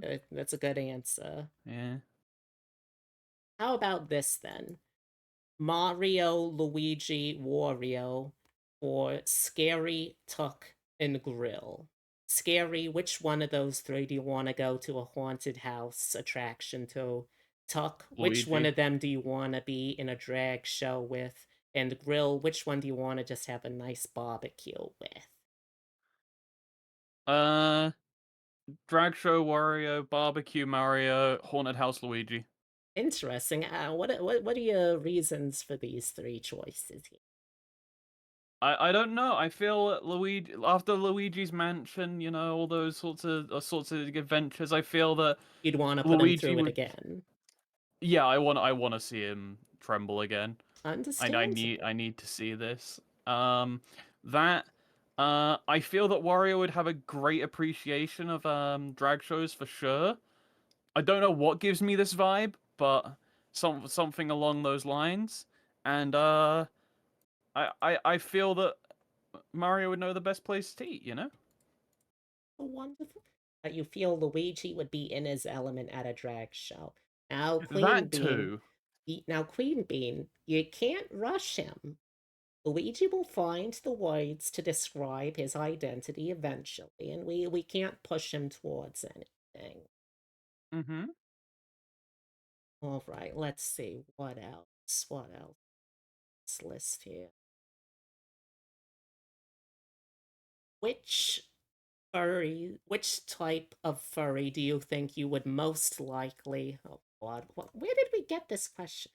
Oh, which type of furry would you most be able to win in a fight against in a Greg's parking lot at 2 a.m.? I don't know where Uh, we sourced this question from. This is absurd. Iguana. An iguana Or is that, sauna. yeah. Or does that count as a scaly? I don't know. Now, I don't know. what is it about the iguana you think? Yeah, I know another iguana VTuber, and and I you've think I beaten could them beat up them in a before. fight. No, but I feel like I could beat them up in a fight. That's fair. That's fair. That's my reasoning at least. You know, that's all that we can really ask for. Live in a cabin in the woods or in a treehouse in the forest? Asks Davis. Hmm. Treehouse in the forest, I think. Because I think cabin in the woods would like scare me more. Hmm. That's fair. That's with treehouse, I imagine. It is more of a sense of childhood whims. Could be something Yeah. magical. There could be something magical in a treehouse in a forest. There's only something demonic in a cabin in the woods. Mm-hmm. What Yeah, that was sounds the close. last movie you went to that you absolutely will rave about if given a chance? Oh, that I've gone to see or that I've seen. Let's say let's do both. We still got enough time. Uh, the last film I ever went to see was actually the Sonic movie. I'm actually going to see the Five Nights at Freddy's movie on Sunday. Oh, But I'm not a big movie goer like in terms of going out. My family has never really been, but as for movie itself, I watched my first ever Studio Ghibli movie last night, and that was genuinely one of the best things I've ever watched in my entire life. So I will happily rant and rave about Spirited Away because it was genuinely fantastic. very, very good movie. Absolutely. Saw it this morning. Highly recommend. Freddy's. Okay, good to know. Good to Yo, let's know. go. Let's see. What would you rather have to deal with? Every time you get in a car to drive anywhere or be driven anywhere, you have to fight a chicken. Or once a year, you have to sword fight a chimp.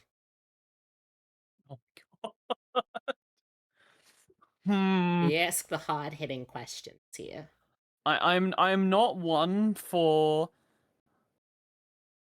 harming animals of any description. Oh, don't worry. Both of them would actively be trying to harm you as well, so Yeah. it's just as much self-defense. I feel like sword fighting a chimp might be more easy. Not easy, but like I'd feel bad for every single time I get in a car or want to go out anywhere. I have to like punch the shit out of a chicken. I'd feel really bad. Now, to be clear, you don't have to necessarily kill them, but you do have to fight them. Oh, maybe a chicken then, actually, because then you could just sort of like knock the chicken out of the way or just kick the You chicken. just punch a chicken, you cold clock a chicken every time you need to go down to Greg's.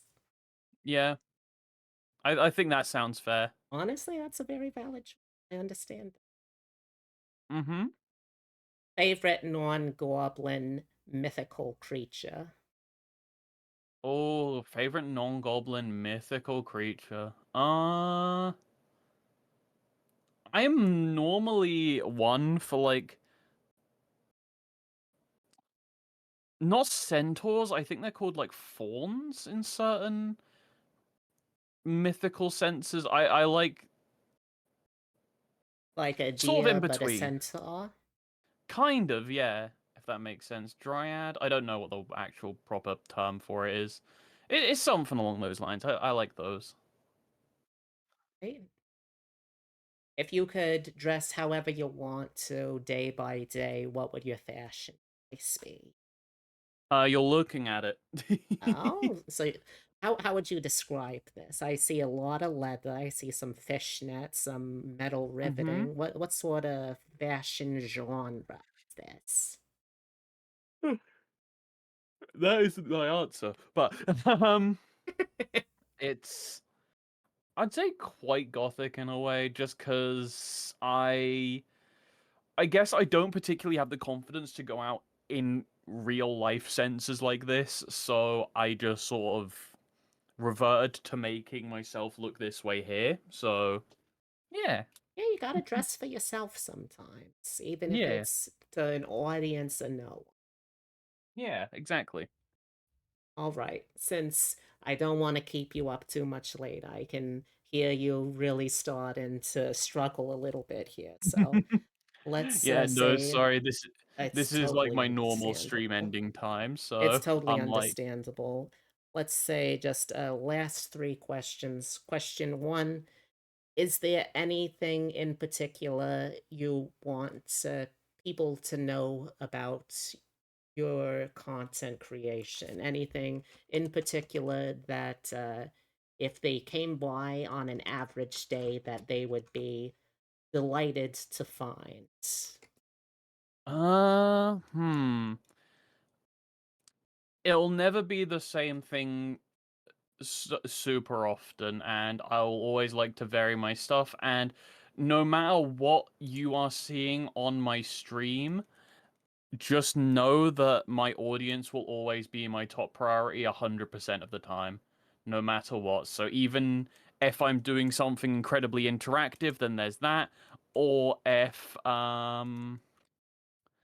for say, for example, if I'm doing something that's just me playing a game, I will always try to put most of my focus on the audience who is watching. That is my goal 100%. All right. The second question is there anything in particular that you want to promote or uh, raise awareness about that? It could be a project you're working on, it could be an event you got coming up, anything you want to give a shout out to, plug? Uh, 3.0 debut, January something, mid-January. I've forgotten the date already. I think it might be January 16th or it might be 14th. I don't know. Sometime around there. January with the date starting with 1. All right. Oh, you'll have to stay tuned so you can mark your calendars. And then Mhm. last question. How did you feel about this? Did you enjoy yourself? I did enjoy this. I enjoyed myself very much, actually. Your your voice acting skills are a lot more impressive, like being in a call with you for an extended period of time, because I as somebody who can't do much with their voice, it's just like, oh god, oh god, Well, that's listen, a big listen, talent. her. Do you believe? Thank you very much. It has been an absolute delight having you. This has again been TwixeGobbo. You can see we've given her the shout out there. Make sure you're following her. And yeah, is there anyone you would like to direct us towards with a little raid? Oh, I haven't thought about that. Let's have a look. See, is there anyone that you're thinking of particularly? No, I'm pretty open ended today. Let's take a look down our list.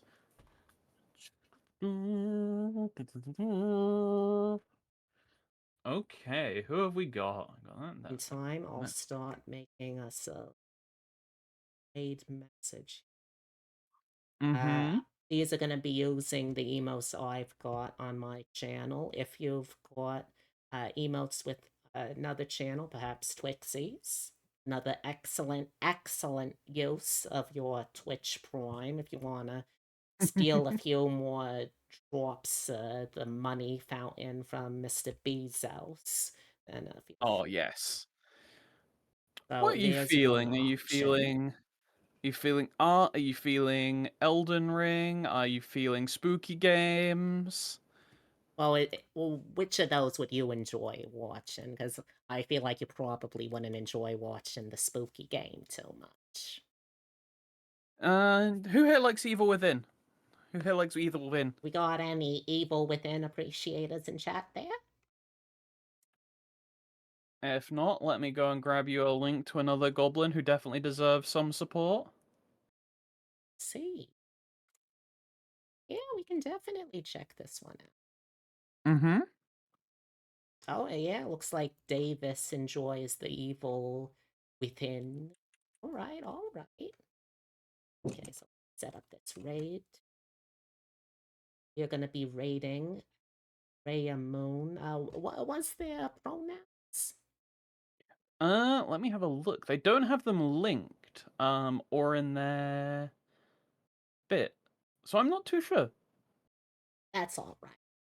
Mm-hmm. Well, thank you all so much. This has been an experiment that's been a long time coming, but it's absolutely delightful to finally be here for you. I again want to thank my wonderful guest, Wixie here, because I could not be doing this without her here as well.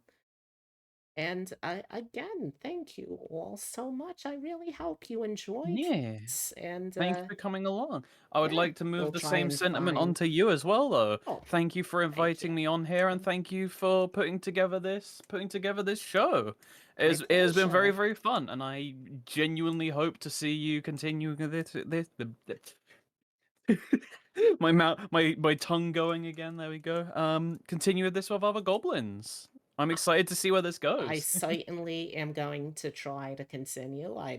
If anyone has goblins out there or is a goblin out there that would like to be on the show, check in. I would love to have you. And Hell until I yeah. see you again, take care of yourselves. Your auntie loves you. And goodbye. Have a wonderful weekend. Bye. Bye bye.